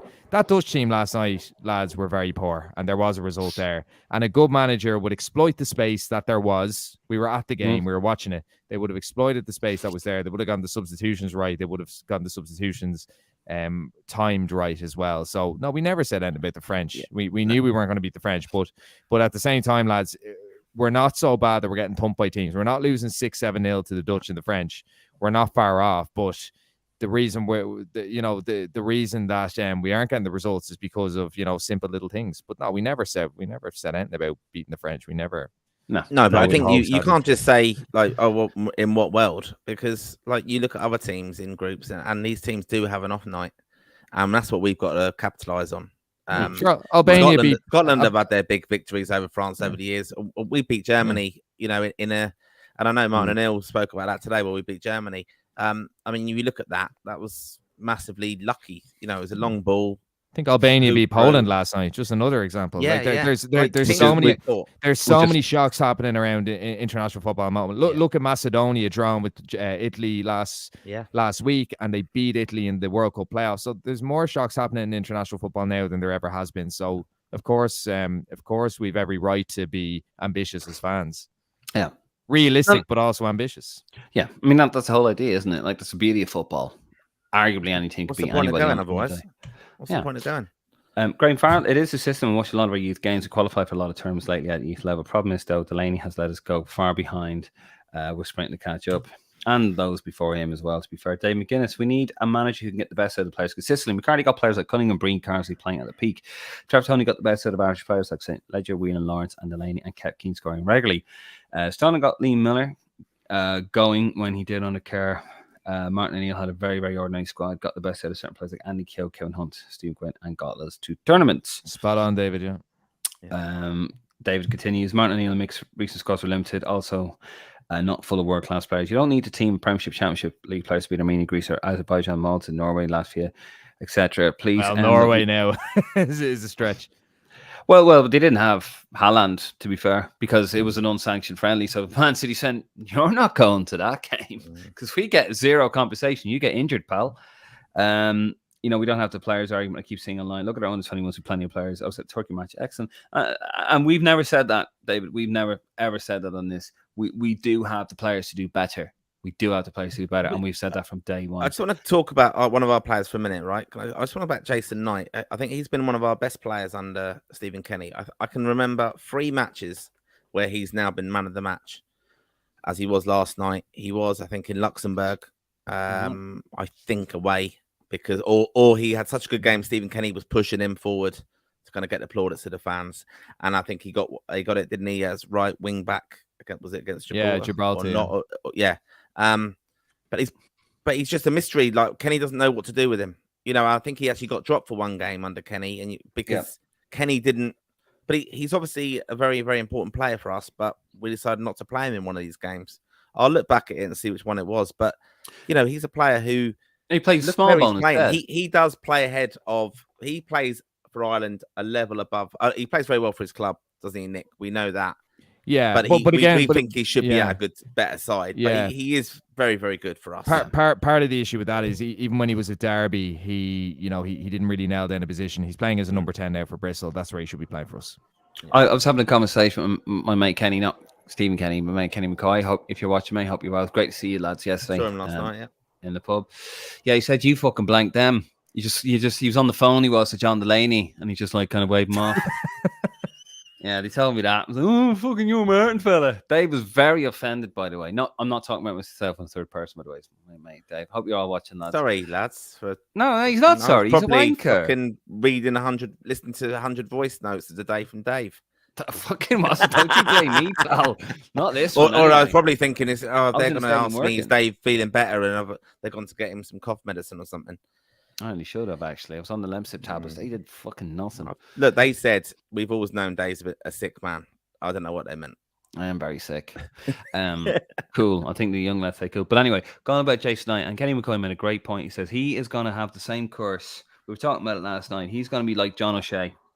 He's not going to be able to nail down just one position and become great in that position because he can play in an array of positions. He's going to be one of these guys who's going to be arsed about by his manager. Oh, we need someone to fill in right back or left back, whatever. I fear for him happened to John O'Shea. Mark Lawrence, to be fair, was a rare exception because he played in a top, one of the best sides in the world at the time, Liverpool, and he was great in every position. So it can happen, but I do fear for Jason Knight in that. And he was phenomenal. He showed Cullen, and he showed Brown. To be fair, had a decent. I thought Brentford were good last night. To be fair, but Cullen, Cullen was. I mean, what was he doing? He like karate kicked the ball at somebody. He's too slow. He's too slow on the ball. Cullen, just saying. Right, John. Back to the comments, lads. We need to lash through these. We got loads. John Foy, that's true. Kenny blooded players. Yes, he did. Dave McGuinness again. Kenny's not getting the best out of these players. Those that are playing far, far better for the clubs. Well, Gavin Mazuna did ship 5 for Southampton. Just saying, David. If the club managers can get them to a certain threshold of ability, consistency, and they fall backwards and don't reach that threshold with Ireland when they reach our camps and go onto the pitch, then the question begs, why aren't they performing? David, a lot coming from David here. It's not like Ferguson bangs and goals for Ireland for fun. He's still a whip. Manning was player of the season for Swansea last season. Josh Cullen was superb for Burnley in recent games, but very poor for us. Why is that? Malumbi, the same. Stevens has been brilliant for Stoke this year, but awful for us. McGuinness continues. Duff is getting the best out of very limited resources at Shelbourne compared to Rovers, Dundalk, and Derry, who are far better finance clubs. Chris Hughton was able to get Newcastle, Norwich, Brighton, and Birmingham promoted out of the toughest division in football and no money. because he got the very best out of players. And then we finish up. A better manager will get more out of them. It's the manager's job to get the best out of players. You don't get a free pass on this as a manager, as many fans are giving him. No, and we've agreed with that. Chris Hughton, though, not for me. Not for me. People want him. No, trust me, it would be terrible to watch. Love him as a player. But no, Adam T, a bad result at the crease has already happened. That was the final nail in the coffin. It did start all of this. James, I do think people only gave Stephen Kenny far more time because he was a League of Ireland manager. I feel if he was a non-League of Ireland coach, he would have gone. I think there's a bit of truth to that, James, to be fair. I think from the fans, a lot of the League of Ireland fans really love their Stephen Kenny. They love the underdog, don't they? They're very protective about the League of Ireland. You know, they don't really want other people involved in it. They've given him a lot more time than they would probably another manager. But I think the media, as I said, has been very balanced because you've had the hatchet jobs, which has mostly been spoken media or visual media, and you've had most of the writers given the other side of it as well. So I think it's actually been very balanced on the whole. Cormac Murray and Martin O'Neill deserves credit for year 2016. Some big results, but he's come across savage, bitter. He went to Forest after with Keane, and they were a disaster. Keane did some huge damage in the end. Well said, Cormac. Just read that bit again. Keane did some huge damage in the end, Martin. Graham Farrell, Martin O'Neill has no right to be whinging. There's a reason him and that Keane dickhead can't get a job in Ireland since football. Good man, Graham. Good man. Reese Masterson, do you think we should go for a League of Ireland manager like Stephen Bradley or Damien Duff, or should we do all we can for Lee Carsley? Not Bradley for me, to be honest with you. Duff would have to see. Duff works because he's an Ireland legend. He's got the respect. He also shows, he was at Celtic. He was highly regarded as a coach, and you look what he's doing to Shelbourne. He's doing brilliantly. Let's be honest with it, But I don't think he will work with the FAI, especially what's happened with Vera Pauw.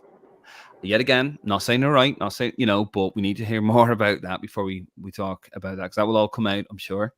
But probably the way they handle that is like, not for me. And he did walk out on the FAI, to be fair. Darrell O'Connor, I remember that 2018 match versus North. Holy God, it was absolutely dreadful in terms of mood and atmosphere. Irish football was crying out for change, and the majority of our support wanted Kenny. And he got him a year later. Graham Farrell, O'Neill has no right to be winning. Two Muppets, him and Keane. No wonder they haven't had or got anywhere near a job since they flopped at Forest. James says, I don't think Kenny is high quality coach. He was only a manager in semi-pro league, i.e. League of Ireland. FAI needs to fund the League of Ireland proper, get top quality academies like rugby provinces have. I mean, it goes to show, lads, doesn't it, that we've no real quality man. We've no Irish managers coming through really at the moment, have we? We've got a couple of lads at Ipswich, haven't we? That's about it. Greg Foley, you mentioned Covermans and Doctor. Any idea how many players from the era have actually come through to play senior? Huge amount. Bazunu, as far as I know, like if you go through the starting 11 last night, I think nearly all of them. The only ones that probably didn't would be the likes of Shane Duffy. Actually, no, Shane Duffy would have been with the 21s under Coovermans. James McLean didn't play underage for Ireland at all. I'm trying to think who else. The likes of Will Keane, any of the lads who declared, but a lot of that kind of 1996 to 2002 kind of age bracket, all would have been either under Coovermans or Doctor. Actually, some of the older lads would have been under Coovermans because 2008 he came in. So yeah, nearly all of them. And the key thing is, so many of them played at underage tournaments. Yeah, absolutely. There you go. See, Nick is our man. He knows all that domestic stuff. And the in-house spoofer. Yeah, we're the outhouse spoofer, literally. Martin and I, we don't know shit. We don't live there. We just read it.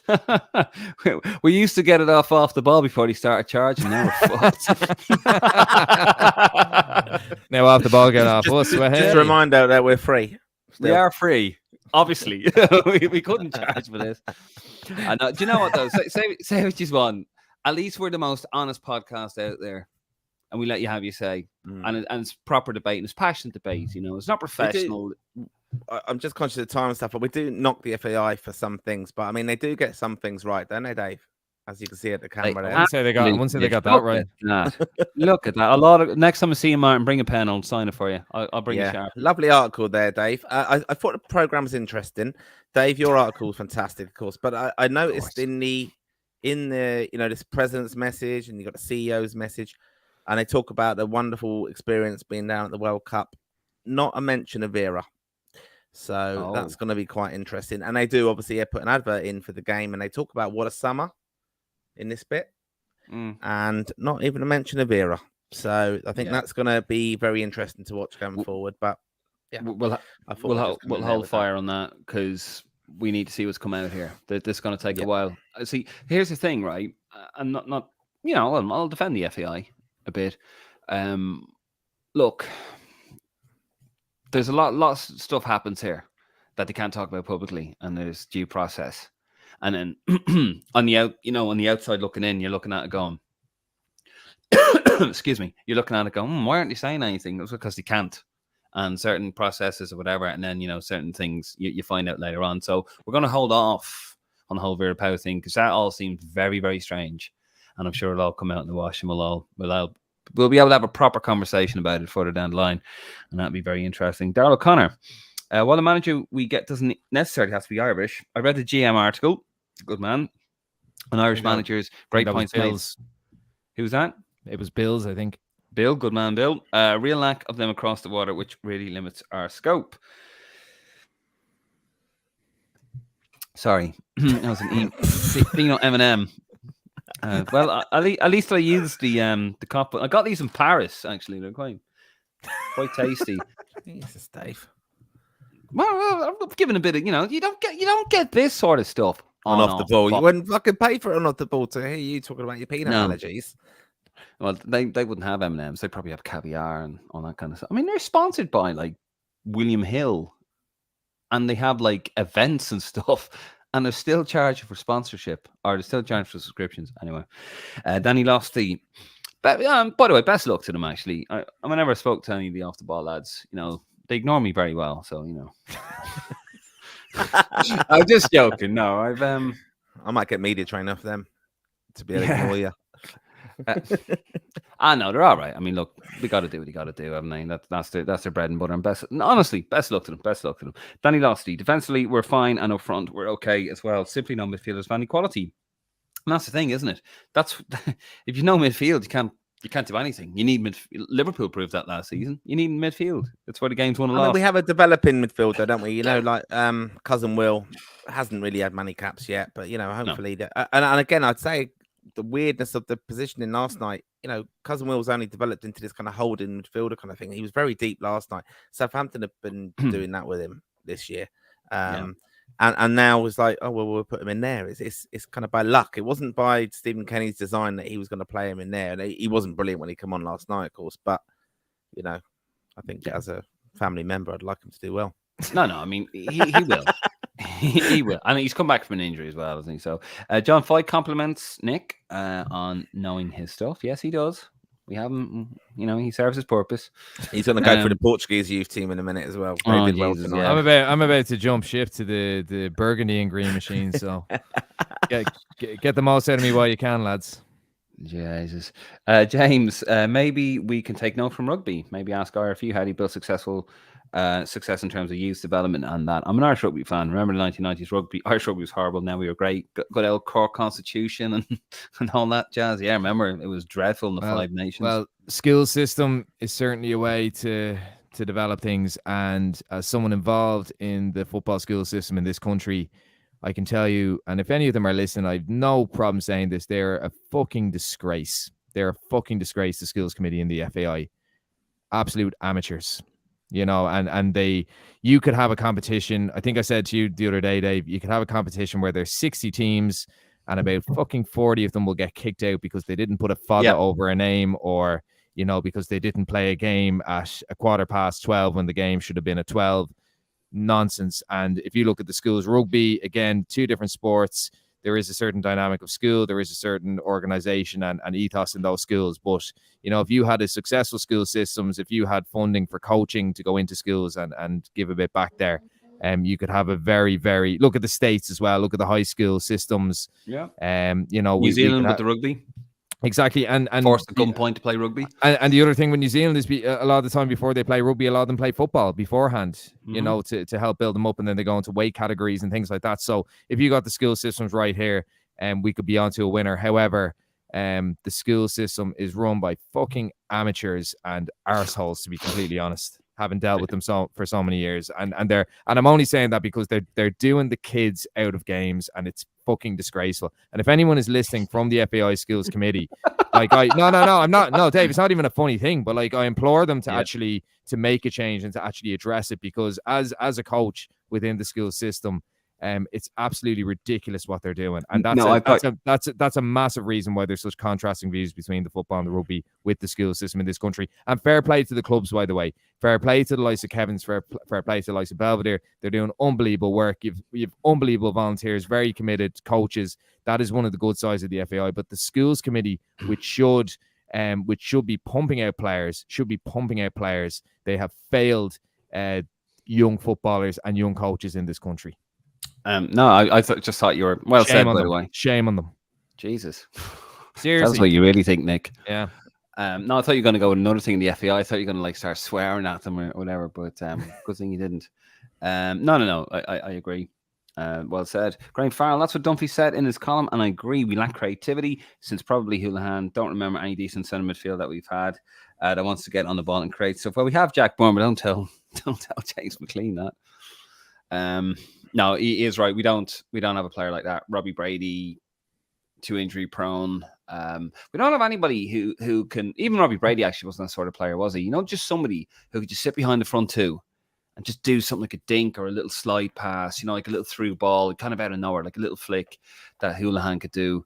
We just haven't had anyone since then. Jack Bourne could do that to a degree, but obviously he had his run in the team and it kind of fizzled out a bit. And moved to Cyprus, didn't work out. There's only certain games where you need those players. It's when they come with a very defensive line and you've got to open them up, like Gibraltar will be. Against France, you don't need that kind of player. So, we're not crying out for it too much. It's in those tight games against the lower ranked nations where we've always struggled to get results. Yeah. And that, again, has been the thing that Stephen Kenny's not had. That's a problem position for him. And also the left has massively been a problem position for him as well. Fair. Greg Foley on YouTube. The FAI are still a mess. I'll give you an example. FAI Centre of Excellence players, best of the best, asked to give back full training kit at end of season. That is socks and all. That's where we're at in 2023. That's shocking. I mean, it's not so far. It's not so way back that there was warehouses of gear being taken over. What now or something? I don't know. I won't go there. That's all on eBay now. Anyway, one solicitor letter at a time. Or an Elbreeze, is it? No. Darrell O'Connor, not having go at O'Neill, but he constantly put the players down, not making them, and saying they're low quality while his systems having bust ups with them. Exactly. Same as Trapattoni. Yeah, and you're Declan Rice, and you're like, why do I want to play for them? Why is this man with a beard like shouting at these lads with the same accent as me? Anyway, it's true though, isn't it? You look at it and go, huh?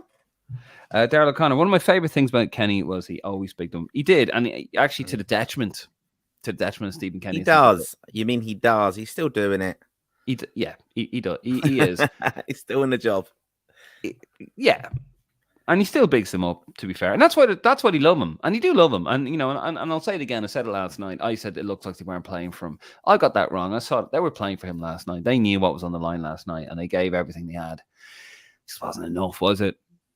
And you have to take into the fact, obviously, the game in Paris as well would have been absolutely brutal as well. Absolutely brutal on that team, because that was they ran and ran and ran. They were chasing shadows all night in the Parc des Princes, and that I got heat stroke. Although to be fair, I'll probably get heat stroke from this lamp in a second.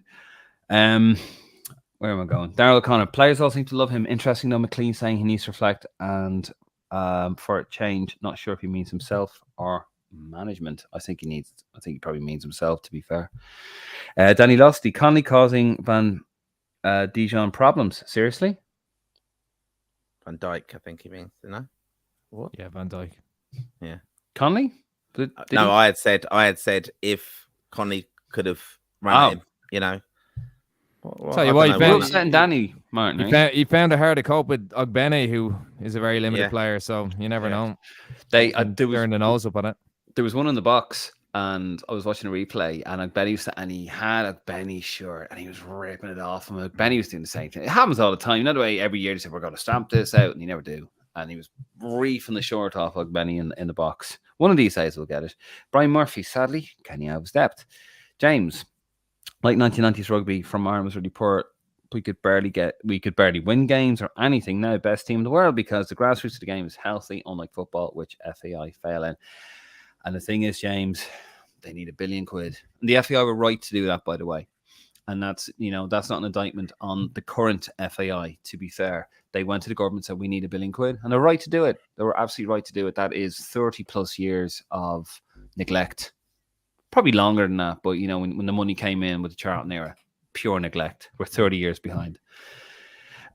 John Foy, I think Ronnie Whelan, by what he said about Duffy for height and a long ball. He said they should mix it up. And I think that's what he meant. So have some of that, Martin. Leave my Ronnie alone. Was looking at him there from the commentary last night. I was like, Ronnie. Love Ronnie. Evan Ganley, team wasn't booed in 114, 115 lower south stand. So get your facts right, lads. Graham Farrell, I was a winger as well, and my dad always said to me when he watched me games, he was running his own team. Once you get a half yard on the fullback, fire it in. If the centre forward isn't there and that's not your fault, you've done your job.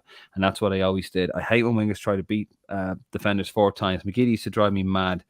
Beat his fullback 4 times. That's true, isn't it? You fire it in. You fire it in. If there's no one in there, you fire it in low. It might go in. Might hit off one of the defenders or go out for a corner. You've done your job. I agree there. Yeah, it's interesting. Nick, you mentioned earlier about that, and it's Van Nistelrooy's frustration with Ronaldo when he first came to Man United. Exactly that. He'd make runs and he said, "What is going on?" Yeah, stemming the play. Stemming the play and allowing the defense to get set. That's what Liverpool do. I know I keep going on about Liverpool, but they, in terms of the wing back system, and they fire it in. They just fire them in at will, don't they? Alexander Arnold and Andy Johnson. They just not Andy Johnson. Robertson. They just fire the balls in, and you have somebody there because they know what to do. It's incredible. Dave McGuinness. There were scatterings of boos, but nothing major. Yeah, fair enough. And it could be just at the result, or it could be at the ref.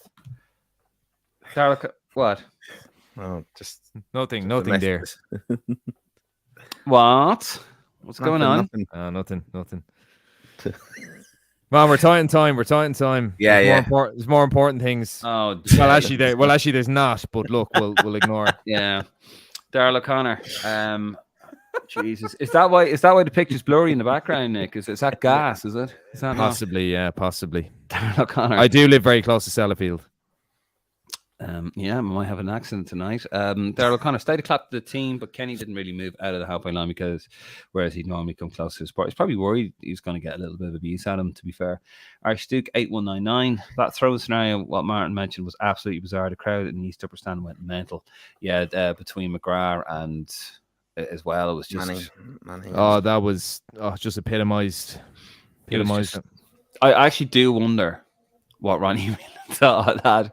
When you have a player of his caliber looking at that going, and also the players he played with, you'd never see like the Ireland teams he played with doing that. He'd be like basic. Michael Cooney, let him see out the rest of the campaign before making a change. What good does sacking Kenny now do when we can't qualify? Unless you got somebody better lined up, then yeah, I go with you. Don't. This is not something to rush and panic over. John Foy, no way, not keen. He will go to war with the players. Graham Farrell again, no chance Carsey's managing Ireland. He won the under-21s. Keen, I'd rather eat shite. Watch him manage us. Might as well get Stephen Reid. Stephen Reid wouldn't be, well, I don't know actually. I mean, he's had his troubles, or even Andy Reid, who's a decent coach at Forest Youth Club. Maybe Andy not Reid's management, but could be involved in the next setup. He's an excellent coach, Andy Reid. Dave McGuinness, it'll be a salary of £1 million to get Carsley, and as soon as a decent club comes knocking, I see him finding it hard to resist. English football holds him in high regard, and lots of clubs have him on their future radar. He's not long-term option to continue this project. You know how you get around that? No, it's an excellent point, but you know how you get around that? You go down, yet again, the Liverpool route. You have your manager, and then you have the coaches. And when he goes, one of the coaches takes over. And then you rotate, and then you get someone else in, and you rotate, because and you have continuity, and you all play the same system. That's what Liverpool used to do. Start with Paisley. Start with Jeez, you're on fire with your Liverpool stuff tonight. I am, aren't I? Yeah, I can't remember your man's name, the Scottish guy. Shankly. Bill Shankly. Sorry, Jesus, total brain fart. Bill Shankly started it. Bob Paisley's right-hand man went in. Joe Fagan, his right-hand man, went in. And then Kenny Dalglish went in. Then Souness came in and ruined the fucking thing. There you go. But it does work. That's what I would do. Noel O'Donovan. I've seen Herbie Renard being suggested on Twitter. I think that would be a really interesting and exciting appointment, so it won't happen. That is brilliant. One end. Good Fantastic. man. Colin McSubney. Do we have the cash for Carsley? I don't think Keane would get near the interview stages. He could destroy lads. I think Lennon and Duff would be an option. I don't think Lennon, to be honest with you. There was a time, maybe, but Duke Clancy, not a hope Keane. The lads will start dropping out of the squad. Probably would, yeah. Dave McGinnis, the sponsor issue is huge. Fans don't realise what a huge issue that is. That is huge. That is a massive, massive cash cow. That's the main cash cow other than match tickets for the association. John Foy, no, not keen. Forget that. Too much of a circus with him. Leave as a pundit, not Stan either. Graham Farrell, Martin, give him the Greece game. Jesus, man. Jesus, Martin. Stop annoying everybody. Dave McGuinness, well said. A new manager is imminent. She needs these games. That's what you said earlier on, Nick, wasn't it? Get rid of them and there's no like it's like we're gone. We are gone, and you can either have Stephen Kenny gets whatever 3 points against Gibraltar, could win against Greece, and then he's gone, or you can give a new manager 3 competitive games to get experience. 3 competitive games where young players can be blooded in a competitive environment, and then they'll have a couple of friendlies leading into the next campaign. So I think it makes perfect sense to give them those fixtures. Fair. If they have somebody. Lined up. They won't. It'll be Stephen Kenny. Mark Hatchett. Dave McGuinness, if he was available, I would agree best man for the job. This is Chris Hughton, but he signed a 2-year extension to sign Ghana. Truth is, we should have kept Mick McCarthy on another man who's experienced of dealing with limited player pool. Stephen Kenny has an experience of managing, of coaching in any league outside League of Ireland. His spell at Dunfermline proved that he was sacked. Graham Farrell, or the fact that Lennon is ginger. So Graham Farrell. What you got against gingers? Cormac Murray, Hansi Flick would be sensational. Would it be worth breaking the bank for him? They can't break the bank for any manager. They've got no money. This is a massive thing. Like David said there. One of the things as well on Chris Hughton is I was speaking to someone who knows him very well yesterday, and I know he's with Ghana. Technically, he's like a kind of director of football there, but he is now doing the kind of match day management as well. But it's a very loose contract, that is what I understand, and that let's just say it's Ghana, and for different reasons, he doesn't get regular payments for some reason. Whatever it is, it's not like you're not getting paid all the time there and stuff. It's very, very loose arrangement. I think it was something he wanted to kind of do with his family links to Ghana. So he could be enticed back, and I don't think it'd break the bank. But it could be like it's not the worst kind of situation. I think that scenario that I could see actually happen, because he's a very safe set of hands, wouldn't he, with experience. I know it might not be great to watch, but I think he comes with experience, doesn't he? And Premier League experience, and I think been involved in the international setup, knows how that works. It would be what coaches come with him. 20 years ago. That's it. With it. Here are the coaches. Again, if you someone like Stephen Reek, if you someone like Stephen Reek coming in there, maybe it's a possibility. And by the way, lads, Stephen Reek was part of Steve Clark's backroom team. That's right. Yeah. And he left. Barry Don, better. We're going to crack. We need to crack through these, lads. We need to finish up next few minutes. Barry Doyle, lads, I noticed when Ida scored, the RT cameras didn't once show Kenny and the management team celebrate. They flicked about 10 times elsewhere. Obviously, agenda.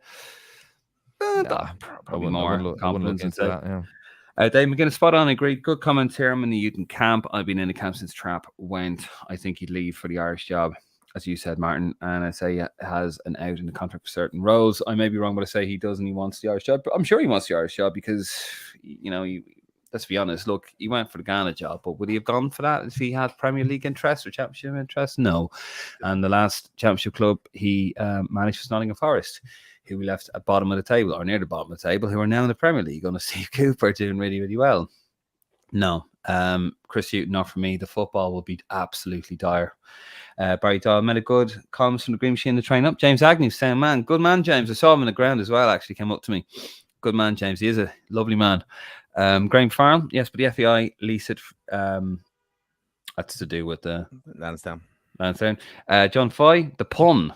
What is the pun? What are we talking about? Reece Masterson. I'm glad Ireland finally have a player like Evan Ferguson. We've been crying out for a player like him for ages. So he'd be the next £150 million striker for the Prem, hopefully. Graham Farrell, the FA would want to review the price as well, though. €50 for tickets to watch just get whipped. It's a joke. 120 premium level yesterday. That was face value because they sold them as the receipt. They sold them as the duo package, if you remember. They're doing the same now for the Greece ticket coming up with Greece and New Zealand. So they're going to struggle. Alan Ganley, Potter, the ideal man. He's good at managing mediocre players to lynch above their weight. Punch above the weight, imagine. It's Graham Farrell. Might as well get Raphael from the Turtles instead of Rafael Benitez. Willie Motley, it's definitely Damien Duff. Deal is already done. Oh, confident. Brian Murphy, they will need to go for a seasoned manager. Jimmy Shell, lads, it was going to be change with the senior team. John Barry or the new manager at Ipswich. Kieran McKenna.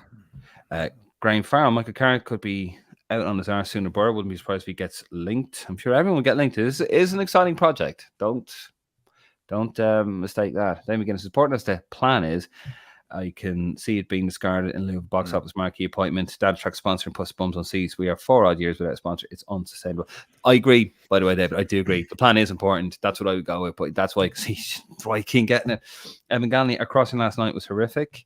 Graham playing Duffy over O'Shea cost him and us the win last night. Yes, it did. Relying on senior players. Graham heard Roy Keane and Barry Murphy this morning being mentioned for the Ireland job. Graham Farrell, don't think they sacked Poe. Didn't renew a contract of White paying off. Well, okay, yeah, but didn't. They apparently agreed to give her a contract and then took it away, according to Vera Poe. Colin Carrick, great point. Felt nothing when Holland scored. Shocking thing to say, but true. So there you go, Martin. You and Collick are soulless demons. Graham Farrell. Oh yeah, wrong game. Sorry, Dave. You should be Graham. We were talking later on about the handball against Turkey. Sebastian Knowlton, perhaps it's time for Joe effing Kinnear. I'd love that. Maybe 20 years ago. Yeah, but sadly, he is actually suffering with dementia. And, our best wishes to Joe Kinnear. He was a cracking manager in his day. Graham, that Dutch team were there for the taking. Everyone in Aviva felt it last night. Yep, spot on, Graham. Can't disagree. Graham Farrell, Ogbenny, if he had an end product, had Van Dijk all over the gaff. He was worried with his pace. But the problem was he took too much out of it. He did. Too many touches, took it right out of the ball. John Foy, Kenny and the team might surprise us with Greece and hammer them. Where we go from there? No. If to make the playoffs, do you think if we reach playoff and win, would it the FAI keep him on based on the campaign? I think it wouldn't really matter as long as he got us there. But that won't happen because Albania beat Poland in the group last night. So that means regardless, they can't. Like he's had ample opportunities. It's the inconsistencies. We could go and beat Holland in Amsterdam, and then we could go and draw 0-0 with Gibraltar. It's the inconsistencies that have killed Kenny. It's a very convoluted playoff process as well. It's a kind of quarterfinal, semi-final kind of thing, and we'd be the team that anyone would want to get. Yep, I read that. Yeah, absolutely. David Gibson referred to the online argument. We don't have the players, etc. Sorry for confusion. I know your position. To be fair, no. I get that, David. I get that. I'm just clarifying that we haven't said it, but no, I totally get that. Stephen Hackett, to progress, we can't keep picking League One, League Two players and managers that have no records. Not one suitable manager in League of Ireland that's ready for the job. Fair, even with Duff, I wouldn't be against it, but it may be a bit too soon for him. David Keegan, good man, David. How are you doing? Kenny in v Kenny out fans. It's like the Civil War all over again. It's all good debate, though. It's all good debate. Even stuff on Twitter. It is now. Some of the stuff is fucking nonsense, but for the most part, it is good debate. Yeah. Graham Farrell. Small bun overnight was away to Greece. He was off that night. He did set up the Collins goal, but he other than that, he was terrible. Bless him. Knight needs to be playing in a more advanced role. He always wants to get on the ball. So brave and fearless, and he's so fast. Frank Gow wants Roy Keane in charge. Says he's the best choice. Dave McGuinness, class t-shirt, by the way, Dave. What a tour that was. As Ervin mentioned. Yes, Zeropa. Class. Love that. Zoo TV. And Zoomerang. Right, anyway, can we just 146 on the sweepstake? Dave's just mentioned you too. I did mention you too, Dave. Well, yeah, that David did, not me. David Keegan is Carlsey resume solely England under-21s. Birmingham City manager. He had a couple since Coventry, Birmingham City manager, but he was a very defensive coach. Went off, relearned, re-educated himself, and then basically because he saw Barcelona play one day and went, I want to play like that. And then he went to Man City, he was their under-18s coach or under-21s coach, and I think he did very well regarded. And that's why now with the under-21s he plays a very progressive game because of his coaching at Man City. It's education. There you go. Whip, work in progress. Slightly meant a whip, like when you on about Evan Ferguson or Dave McGuinness. Slightly meant like he's only a whip. Ooh. Yeah. Jonathan Hill flying in for Thursday press conference in Abbottstown, according to Graham. Is that in advance of the women's squad announcement? Perhaps could be. We don't know. Sponsor? Not Jonathan. Maybe Hill. If they're going to get rid of, if they're going to get rid of, it will be this week. It's got to be, because otherwise you got the lead into the women's game. So if it's not this week, it'll be he'll survive. Oh God. This is all exciting. We're going to find out next few days. And by the way, if it does happen, we will have content through the week. And 10 seconds on this, lads. But the FAI did say if he didn't get 2 points out of these games, he will be gone. So, so again, a tax-funded association being transparent or not being transparent. So that's a big factor as well. Would they go against that? Exactly. No, good point. Barry Murphy, Roy Keane's box office. Imagine that atmosphere if he came in. The first game would be amazing, and we'd probably win like 4-0, and then it would just probably. Although I could be wrong, and if he came in and made it successful, by the way, I'd be delighted. I honestly would. BB42, we need to pressure Bradcat and Co to invest in League of Ireland stadiums and facilities 100%. But the thing is, can't pressure them for basic things, so no, hold their breath. They don't care. They don't care. James, Kenny is product of FAI system that fails his own people. Doesn't give them that top skills and abilities like RFU. Like there needs to be support for guys like Kenny. Give him top skills and support. Yep, the coaching structure needs to improve. I think it is getting better. Nick, you know more about that than me, but you need to give these guys a chance. The FAI coaching education is fantastic. Like there's really good stuff there, but there you go. Yeah, so I don't know if Kenny was necessarily of that same era of the stuff that's going on now. But before that, but the rugby stuff is a different level. It's outrageous. Like I've coaching badges in rugby and football. The rugby stuff is outrageous. It's one of the best in the world. But the FAI stuff is really cutting edge at the moment. There's people coming from the UK to do it as well. Yeah, at elite level. And you actually see people coming over like from different countries to the FAI to do the coaching badges. So yeah. You do see John Foy on his podcast. You forgot to mention the best podcast. Thanks, guys. Good man, John. Give it a fiver layer. Paul McGlinchey, sorry, your article got a mention on the BBC's coverage of the game last night. Whose article was that, Paul? Kevin was that my article? I think it's we have to talk about that, lads. No, I'm just joking. Nice one. I hope that was the case. Kevin McGuinness, can't see Duff coming in. FAI aren't going to League of Ireland again. Chris Hughton wouldn't be the worst. Passionate about the Irish team. Graham Farrell, always swear, Nick, they don't give a bollocks. Yeah. I'm sure there's something about the schools committee. Yeah. There we go. James, also appreciate you guys take on many different opinions. It's proper discourse of different opinions. And that is very important, James. I'm glad you said that. And I think David McGuinness will actually tell you that as well, because we didn't get off to the best of starts. But, you can have your opinion. You can have your opinion on here. You don't have to agree, but we'll talk about it. And that's what it's about. It's all about discourse and conversation. So good man, James. Kieran Boyle, lads have been... Good man, Kieran, over in sunny Florida. Lads have been driving all afternoon to get to Orlando for work. Is Kenny still around? Yes, he is. Back to long ball is needed. It's what we do best. What people think. It gets us results, always has, and it will. Launch the bastard ball in the box. Hashtag away to bollocks with Castori. Hashtag bring back Adidas. Dave McGuinness, Jack Byrne, and these past few games with a new gaffer or an interim and let him loose would be interesting. It would be. Barry Murphy said of spending all form.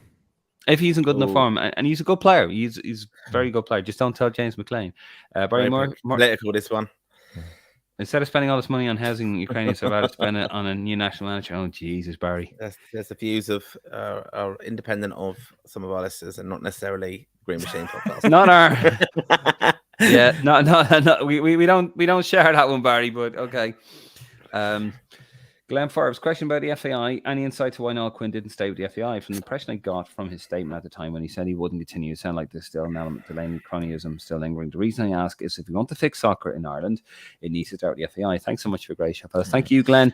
There's always going to be an interim deal. Same with your buddy Noel Mooney. Same with them. So they're the right people to have in there. But I don't think probably wasn't the right time for them. They probably wanted to give it a few years before the shop was cleared out, I suppose. Yeah. Some of his proposals were quite amateur in a sense. The people he had involved with him, Noel Quinn. But okay, there you go. Shitting all over the legends. There you go. James, schools could, in theory, be a funnel up to the under 17s, and so it would be great potential there if it was done right. James, there's so many people with unbelievable ideas of how to restructure the systems, and they're not involved. No, simple as that. The wrong people are involved. There you go, James. Like up to League of Ireland clubs, like feeder schools to the Irish football team. Alan Brennan, Jack Byrne. For fuck's sakes, are you serious? That's the Dave McGuinness. Not us. He realised quickly, Dave McGuinness says, that Delaney's fiefdom runs far and wide like a cancer and will take years to weed them out. Parasites are still there everywhere. They're watching. James, so like all working together is what I pretty much meant. Get Lee Carsley says Alan Brennan. Irish Jedi, last night, tactically, we're excellent in the first half. A high press led by 22-year-old Adam Ida, Ogbenny and Jason Knight. All players Kenny has brought through and given caps, so he deserves credit. Credit, but not praise. They would have been capped anyway, I think. Trevor Sullivan, hi lads. Love to know your thoughts on who was the best manager we had since Jack. Be Mick. Mick. Don't underestimate the job he did when he came in after Jack and the shoes he had to fill, the boots he had to fill, and he progressed and learned all. And we played good football, by the way. Forget about the 2019. No King and Cologne. Well, he said best, not greatest, to be fair. Irish Jedi, ability to play through pressure last night, particularly in the first half, was excellent. I thought Brown was a massive upgrade in Malumbi in terms of passing forward. He had a very good game, Brown. He did have a good game. Brown is a better player than Malumbi. More dynamic. Jesus, that is an endorsement, Nick. Well, I don't necessarily. I can't believe that's right. 154. You said something nice about Alan Brown. I don't rate either of them, but Alan Brown is a more dynamic player than Jason Malumbi. He's more mobile. I wasn't sure about Alan Brown's free kick. That was Brown wide. I thought Brown was poor last night, but as I said, I think in terms of Malumbi, like Brown is going to offer more going forward than Malumbi. They're both poor players, but Brown does offer more marginally. There you go. Right, let's move it on. Graham Farrell, Shankly, Dave, Christ, sorry, Graham, brain fart there. Glenn Forrest, maybe we just need a new chant in the stance to sport a team on. Let's try the team of Jenny from the block. Don't be jealous of the rocks that we got. We got Benny in the box. Jesus. Okay, Glenn. Who's the lad? Barry Murray. Who's the lad who works for the FAI and doesn't even live in Ireland? That's the guy who runs it. Oh, it's Dave. You work for the FAI and you don't live in Ireland. I don't run it though. All right, okay. It's no Elez, is it? Glenn Forbes. On about the old chance there. Irish Jedi, there's been a buzz and atmosphere around the Beaver in the Kenny area. The next appointment needs to maintain this. A Uton type appointment will send us back to a lack of general interest. The atmosphere has been shite. No, we will not hear that sort of dissidence on it. Yeah, well, no, the last couple of games has been, but to be fair, it was good before that. No, the shit in Athens. Michael Kenny's had 3 years, never been competitive in any group we've been in. We struggle to win friendlies. Graham Farrell, John O'Shea believes a decent coach too. A lot of positivity about him. Hope whoever comes in after Stephen keeps it. I think they will. Cormac Murray, fair play, lads. You have good knowledge of fairness. Very few other Irish football podcasts are similar level. Thank you very much, Cormac. Irish Jedi, saying a manager who's managed an elite European competition successfully in a shoestring budget is out of step because he's from our own league is not right. There is an element of truth to that. John Palmer, get Andrew Moran in the senior squad. Very talented, creative player. Wes Houlihan 2.0. Eventually, Stephen Hackett, Dennis Kirkin at Sunderland for left back. Dublin born, but England underage. Need the right people to talk to him. Excuse me. Dave McGuinness, press conference is confirmed. Wasn't Pima yesterday. Met a few coaches I know, and there's defo presser on Thursday. Okay, so Thursday, guys. Slaven Bilic recommends Irish Jedi. I think he's in Saudi, so good luck in trying to get him out of that one. Graham Farrell, we'd win 4-0 home to Oman again. And John Fight is very happy. We're coming to the end of it, lads.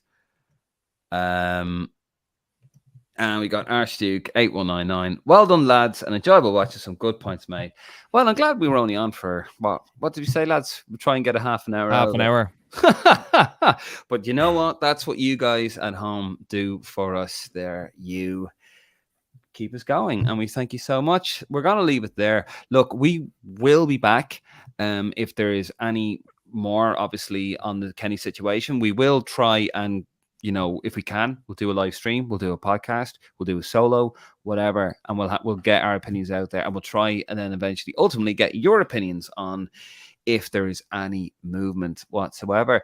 It's been a bit of a disappointing window. That's an understatement. It's been a disastrous window, and it's been very tiring. And lads, we're at a crossroads, aren't we? That's yeah, we're all just very, very down at the moment, as you can see there. They can't even bother answering me. We're going to leave it there, lads. Thank you very much for watching. Thank you very much for supporting us, guys. You at home have been wonderful. Thank you for your generosity and your comments and your interaction. Without you, we are nothing. So thank you very much. If you're watching in Ireland, if you're watching in the UK, if you're watching in America, have a great night and safe home. God bless, and we'll see you on the next one. And whoever is in charge next time around, come on, you boys in green.